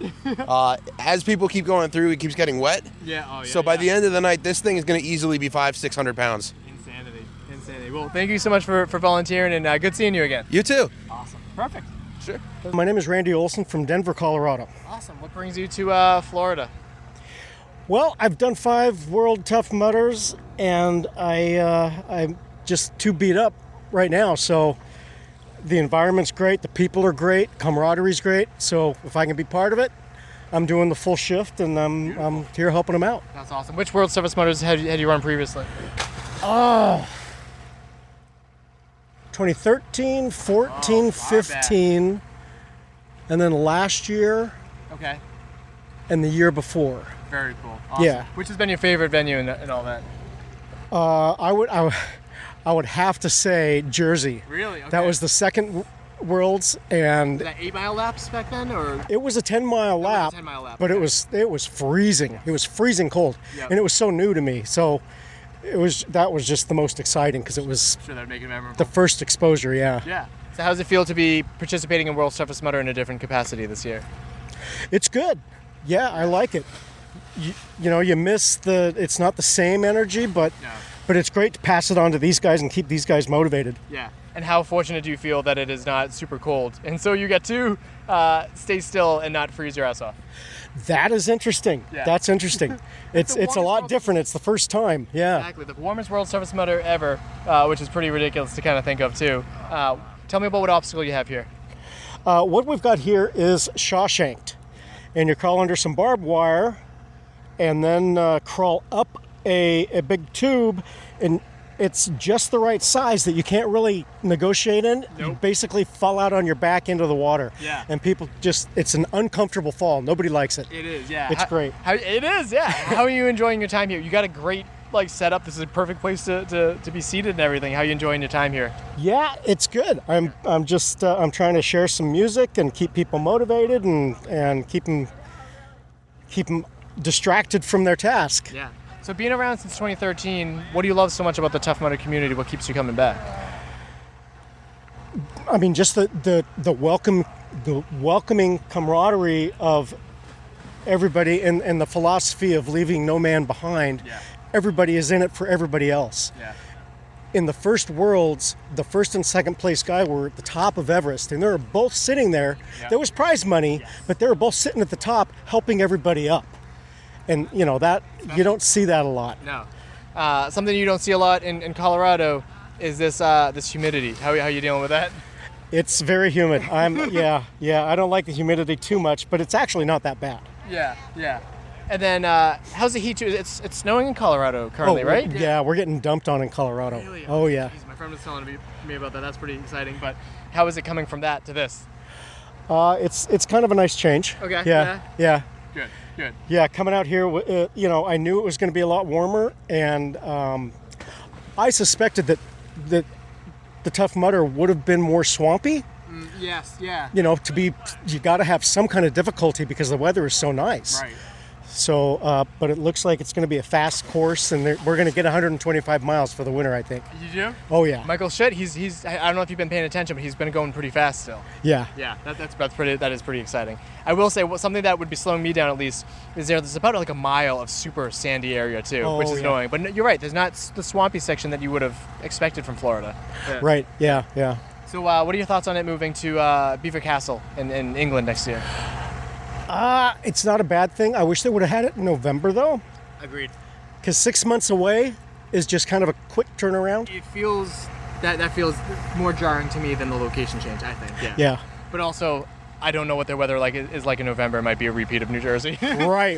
So, you never know how that's going to go too. But I agree. It's one of those things that it's never been near that time of year before too.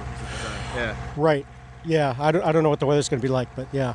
Should be interesting. Yeah. But I mean, part of the obstacle having it in November is the weather. Correct. You know, that's the big challenge. You're right. Yeah. Staying warm and being able to be mobile. Totally. Yeah. Any final thoughts on World's Toughest Mudder? I know you got a ways to go, but you enjoying your time tonight? Oh, I'm loving it. Yeah. Yeah. Yeah, it's great. Great to be a part of it. Yeah. Awesome. Well, great having you out here, and thanks so much for volunteering your time. You bet. Thank you. Awesome. Perfect. That was great. My name is Alexis Vasquez. I'm from right here, Winter Haven, Florida. Awesome. What brought you out to volunteer at World's Toughest Mudder this year? Well, I seen that it was first event right here in Florida, so I decided to come and check it out, see what the show was all about, see how fun it was, see all the racers participate, and just enjoy myself, helping out with as much things as I can, Yeah. What are your thoughts on this crazy event?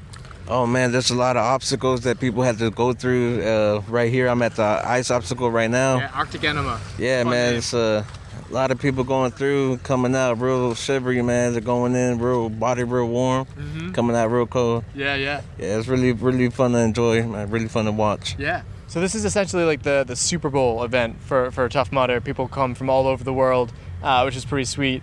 Have you ever done like a regular obstacle course race, like a regular Tough Mudder race? Yeah. I used to do a lot of obstacle course back when I was younger and stuff like that in school. And I did hear that this is the championship, isn't it? Yes. Yep. Yeah, so that makes it even more fun to enjoy. It's pretty cool. Yeah. How you enjoying watching the people suffer in the ice? Everything right now is pretty fun. I'm just hoping I don't have to save any life. We do have a bodyguard. Yeah, we have a lifeguard, so hopefully we don't have to use her. Awesome. Well, I appreciate you being out here and volunteering. Thank you, sir. Awesome. Have a good night, man. And what are your thoughts on just like the community and everything that you've seen here? I think it definitely takes a strong person to run as many miles as anybody. It's all about the mental. Can't do it if you don't got a good mental state. If you keep saying I can't do this, I can't do this, of course you can't do it. Right. You got to have the right mental state, saying I can't do this, and you go. Yeah. Have you ever tried like an obstacle course race, like not like a world championship, 24-hour one? Not a 24-hour world championship one, but I have done like little ones where it's like maybe like a few miles, nothing like 25 miles, but. Do you remember any of the names? Or? No, they're just little ones that they have in my city. Okay. But I did lifeguard the Savage one. Oh, that was Savage in race, the Savage race. Awesome. It was the same thing. It was an ice bath, monitoring the same thing. Shriveled Richard, they got. Yes, Shriveled Richard. Very cool. Awesome. Well, I appreciate you being out here, keeping everyone safe, and enjoy the people watching. Of course. Thank you for having me. Nailed it. Thank you. My name's Duncan. I'm from Kentucky. Awesome. What brings you out to World's Toughest Mudder? I'm here really before I started volunteering. I was pit crewing my dad. He's running. So What's his name? Tim. Awesome. Shout out Tim. Does Tim got any goals? He was trying to go for 50, but I think he messed his hip up a little bit, so he's going to go for 30. Okay. Shoot for a little bit safer, but still a good goal, I Still think. genuine. It's tough being out there. What are your thoughts on the course? I don't like pyramid squeeze. Yeah. That's the only thing I don't like. Yeah. And I heard there's a mile of sand out there somewhere. Over there, it sucks. Yeah, I heard it's brutal. And then once you get out of the sand, you're in the woods, and the bugs are just eating you alive. It's terrible. But yeah, that obstacle is the one, because usually World's Toughest Mudder, they level up like all the obstacles. That's the only one that they leveled up. And usually pyramid scheme's already a beater. It is. It's already 100%. A beater. Then they throw a net over it. Oh man, now you're limiting the movement I can make. Recipe for disaster. I watched it, and I'm like, the way people were going through it, it looked like the hell's that? Human Centipede. That's all I can think of, and I'm like, I can never unsee this. I'm not coming back to this obstacle now. Oh, that's so bad. So what are you here volunteering for? I just needed something to do between these hours. My dad's in there napping right now. He's not going back out till sunrise, so I figured I'd volunteer and stay awake. Sweet. What obstacle are you representing here? Mudderhorn. Yeah. What do you think about that beast? Oh, I love Mudderhorn. I think it's probably one of my favorite obstacles. It's just it just shows, you're this close to the end, and we're gonna put an insurmountable hill in front of you. Yeah. Scale it or don't. I've been doing OCR since I've been doing it for like 12 years now. It's the biggest fucking obstacle out there. It's a beast. Oh yeah, it's great. Yeah. So good. I just love going over a wall, big cargo net, just this giant triangle in front of me that I've got to go above it and I can't go around it. And then what do you think about the Men of Mudderhorn sitting in front of it too? Oh, those guys are stalwart heroes. Those guys have been there all day. Since I've been here since 11 a.m. this morning, they've been standing there helping everybody. Yeah, especially the guy in the Grinch suit. He's got a little pauldron on. He told me it was a gorilla. I'm like, I've never seen a green gorilla before. It definitely looks more of a Grinch suit. Yeah, those guys are champions. Yeah. And what do you love so much about the Tough Mudder community? Just the togetherness. I mean, I go to events all the time with my dad, and you see all the faces you see at pretty much every other event. Everyone's always going everywhere to challenge themselves, and I just love the thought of a community that comes together to challenge themselves and push yourself beyond the limits of what you thought you could do. Yeah, hell yeah. Well, thanks for volunteering. Thanks for being out here, and hope you have a great rest of your night. Hope you do too. Perfect. Thank you, man. No problem, man. Done. All right, bud. Name and where you're from. Bubbles the Clown from Wallingford, Connecticut. Awesome. You want to talk too? Okay. And how's the pit crewing going for you? It's great. I posted up here. Not my pit, but I made friends. I've been stuck between Mark Gaudet or Tyler Veerman, depending on who's running. And Liz, she's 4'11". Schlegel, or whatever you spell your name. And in front of us is the big screen TV and a bright light. So we've been getting all the blue light to keep us awake all night long. Do you enjoy getting like flashbanged every once in a while? Sometimes I walk by and it's like, bam! Yeah, I got my hat, so I tip it down a little bit. But I've been able to yell at all the racers. And some of them were smart enough to put their name on their back so I could cheer for them by name. And others, I just don't cheer for them. I just yell at them, but they don't know. Yeah. Sometimes I find myself like yelling strange things on the course. I'm like, I don't know, dude. You wrote it on the back of your bib. You got to respond to it, like whatever it says. Little Peanut, you look weird running. Peanut's killing it. She's doing good. She just came in. Yeah. Do you have any a FOMO with running it yourself?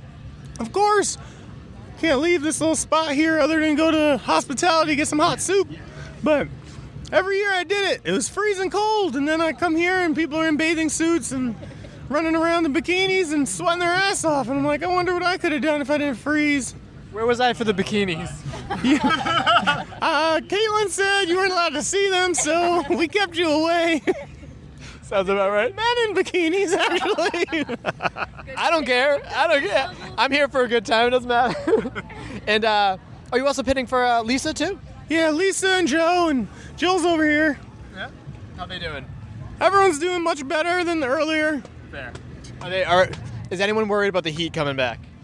We don't talk about those kind of things. I mean, we talk about those kind of things. They don't need to know the heat is coming back and they're going to race till 1 o'clock. We lied to them. We told them the sun was coming up in 20 minutes. It's an hour and 20 minutes. It's maniacal. I love it. Everybody knows photosynthesis. And then final thoughts on just the community. Oh, the community's great. I love this place. Everyone knows me. I know half of them. So I get a lot of hugs from strangers, but maybe they're not strangers. I can't remember all the times I meet them. It's like this, and I'm half asleep or running or whatnot. So this is great. I'm so happy to be here, even though I'm not competing. Happy to see you. Good to see you, too. Say hi to Caitlin. You will do. I'm Noel Gaudet, and I'm from Washington State. Awesome. And what are you here doing at World's Toughest Mudder? I'm being the pit crew for my dad and my friend. Yeah. So is this your first time to a World's Toughest Mudder? No, my dad. I've been to 3 of them with him. Okay, awesome. How are you enjoying your time this year? It's pretty good. I'm directly in front of the big TV and the giant lights, so I don't really actually have to bring a light inside the tent. There you go. Yeah. Proud to supply you with that light. How proud are you of your dad? Really proud. Some cool stuff, huh? Do you think you ever want to do something like this? Yeah, I think I would. Have you ever done like a kids course or like a Savage race or anything like that? I've done the kids Spartan races multiple times. Oh, cool. What are some of your favorite obstacles there? I like the spear throw. Oh, yeah, that's a cool one, right? And I also like the climbing ones, like the wall. So nice. A lot of kids are slower on that, so I can gain some ground. Yeah. That's pretty sweet. And then what do you think about the community at Tough Mudder here? I think Mudder Nation is a pretty solid place, and it's overall a good community. Yeah. And then what do you think about Tyler, who your dad's teaming up with? He's a good guy. Yeah. And he's a really good runner. Mm-hmm. And he's friendly, he's nice. Yeah. Also, he's really good at these obstacles. Yeah, he is. So is your dad, man. It's pretty impressive. I know you're taking care of yourself. Pit crew always has to take care of themselves. You get staying hydrated. You're eating all your food. Yeah. Awesome. Any last thoughts on World's Toughest Mudder? I think other people should definitely join World's Toughest. Yeah, awesome. Good talking to you, bud. Yeah. Nice. I've interviewed people doing weirder things at the time, so we'll just start off with your name and where you're from. My name's Jennifer Wright, and I'm from New Ipswich, New Hampshire. Awesome. And what are you doing here at World's Toughest Mudder?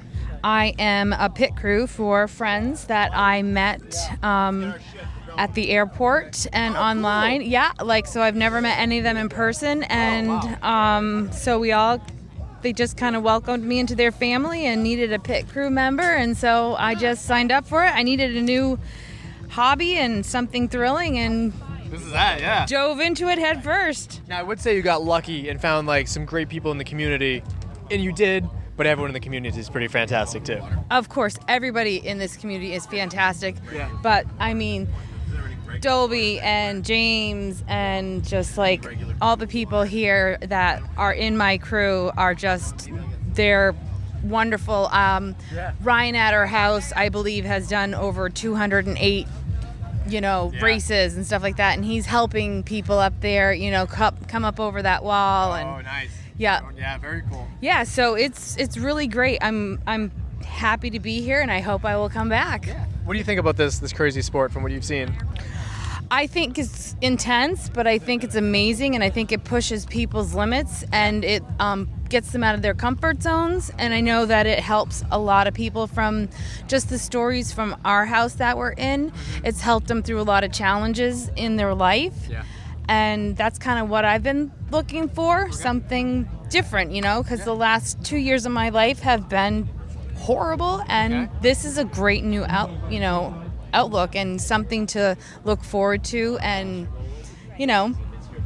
gives me something to be passionate about. And someday I hope to be in one of the races. And it doesn't always have to be like a 24-hour. This is like the Super Bowl event, but there's so many cool events out there. And you said you're from New Hampshire? Yes. Okay. Cool. I know James Golisano has his own race. James and I live 15 minutes away from each other. Oh, very cool. Yeah. And again, you didn't meet him before. We just from mutual friends. We just talked online. That's it. But we met the first time at the Logan Airport on the way here. Nice. Yeah. Good dude. Very good. And then any final thoughts on how your night treated you? My final thoughts are I'm amazed at my team and how far they can push themselves, and just encouraging them. And I've never fed anybody a sweet potato out of my hand or hand-fed somebody pasta with my fingers, and it's been amazing and a wonderful experience. Yeah, now that's living. Yeah. Well, welcome to the community, and glad you had fun. Thank you very much. Awesome. Great to meet you. You as well. I am DJ Fox from Auburn, New York, currently residing in Durango, Colorado. That's right. And who are you here pitting for? I'm here pitting for Scotty Campbell. Okay. Yeah. Mm-hmm. And how's his race going so far? His race is going good. He's fighting hard to chase 100 miles still. Okay. Yeah. Awesome. And forgive me, has he run World's Toughest before? What's his background? He has run World's Toughest. He was here last year and he got 80 miles. Okay, that's pretty good. Yeah. What are some things that he's been working on to kind of make that next step now? More volume, more running. Yeah, getting like the obstacles were a major factor in last year's race. Okay. So that has been an emphasis in the training this year. And the penalty loops were ridiculously, they were penalizing. yeah. Which, I don't think is a problem. We're obstacle course racing and you should be rewarded for doing the obstacles. Right. And how you enjoying your time here, enjoying it from the pit perspective than competing? Oh, quite a bit. This is great. I ran the race twice. I was here pitting last year, here pitting this year, and it's fun to be on this side of the fence and give back and help out somebody. Yeah. You've had really good performances. Do you feel like you don't have anything left to prove out here? Do you think you'll ever come back and race it yourself, or just onto other things? I would love to come back. Yeah, there's definitely one more thing to prove, and it's the first person to ever grab that 125-mile bib, but the stars have to align timing-wise. I've gotten into some really fun trail racing events recently, and if the schedule lines up for me one day, you'll find me here. Yeah. Sure. And then I guess briefly, I want to touch on your FKT. How did it feel to complete something that was left incomplete from the year previous? Yeah, that was amazing. That was a 2-year project for me, right? And after going out there and hiking 420 miles and ending up in a hospital and having to say I'm going to go try that again when it ended so badly, and finding my way to the finish was a very special moment for me. It was amazing. Yeah. Very, very cool. And then we talked about you raising awareness for Tourette syndrome by doing the is it in Disney? Yep. Yeah. Okay. Yeah, I'm doing the Disney Princess Challenge. Okay. Yep. Running for the TAA, the Tourette's Association of America, in honor of my nephew, who has recently been diagnosed. So I'm running a 10K and a half marathon back-to-back days. Yeah, raising awareness and accepting donations. So if you want to check out my Instagram, I got a link in my bio where you can send some donations. It would be greatly appreciated. Yeah, no, absolutely. And then final thoughts. I know we still have hours to go, but just thoughts on this year's World's Toughest Mudder. This has been a great race. You've got Michael out in front putting on an awesome performance, and I hope he maintains that for the next 8 hours. 7.5 hours here, right? But I looked at the course, and I immediately thought, hey, if you are ready for the heat and you've got legs in you, like, this is set up for some big miles this year. And anything can happen. There's a lot of time left. You know, he's got Fiore running behind him, and Fiore's got CBJ, who's currently reeling him in. I think they're close to a mile apart right now, which is fun. I think that's closed that a little bit. Yeah. So it's a fun race. Yeah. It's a fun race. Lots of time left. The sun is getting ready to come up. The heat is coming back. And who is going to manage that appropriately once it does come back is going to be a huge factor, I think. Absolutely. Yeah. Great seeing you, man. Yeah, thank you so much. Welcome back. Thank you again to the literal hundreds of people that I talked to both on and off the mic. For related episodes, first and foremost, go back to last episode. That was part 1 of coverage from this year. That was also pretty good. But for the remaining episodes that are related to this, there's a whole bunch. Episode 45 and 46 was from World's Toughest Mudder 2017. 97 and 98 was from World's Toughest Mudder 2018. 150, 151, 152 was from 2019. 201 is when we discussed World's Toughest Mudder memories in 2020. Episode 254, 55, 56, and 57 were all from World's Toughest Mudder 2021. 305, 307, 308 were all related to World's Toughest Mudder 2022. And then for 2023, we have episodes 356, 358, 359, and 360. So a whole bunch of those, links down below for like the full titles. They're more interesting than that. And of course, as I mentioned before, episode 410, which was last episode. Subscribe and follow wherever you get your podcasts. We are Obstacle Running Adventures on all of the podcast players. Yeah, leave a review. I worked really hard for this. The reviews don't do... Huh? Well, I mean, out there, not sleeping, running around, doing a marathon. Oh, I'm sorry. I had to go to work. I know. You did like a solid hour of editing? Yeah, that was 1 hour less of editing that I had to do, so I appreciated that, especially as I'm working on the recap episodes, which are an ungodly amount of editing as well. Caitlin, do you have... Oh, coming up next, World's Toughest Mudder Part 3, brunch interviews and audio. So that's going to take a while to edit as well. Caitlin, do you have a joke or a quote? Yep, my quote is from Jane Goodall. You cannot get through a single day without having an impact on the world around you. What you do makes a difference. You just have to decide what kind of a difference you want to make. Nice. Then my joke is hilarious. Oh boy. What happens when a potato drinks too much? Vodka? They get mashed. That was pretty good. You didn't think it was that funny, No, did you? you hyped it up a lot, which was tough. That was a good one, though. Fair. But that just about wraps it up. Do you have another one? No, that's I it. saw you scrolling on the reflection. Oh.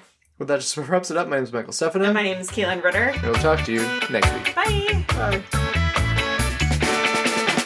Thank you for listening. If you enjoyed this episode, please be sure to subscribe to our show and write us a review on your favorite podcast app. You can also follow us on Instagram and Facebook and connect with us there. Most importantly, we would appreciate it if you shared an episode with a friend so we can reach more ears and continue to effectively shine a light on the people in our sport, as well as the events that we are so passionate about.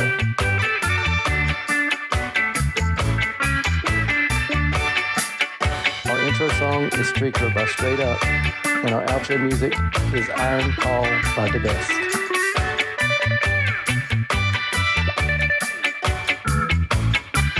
Thanks, man. You're going to find your girlfriend? Oh, damn. We go over here so I can grab a drink? Yeah.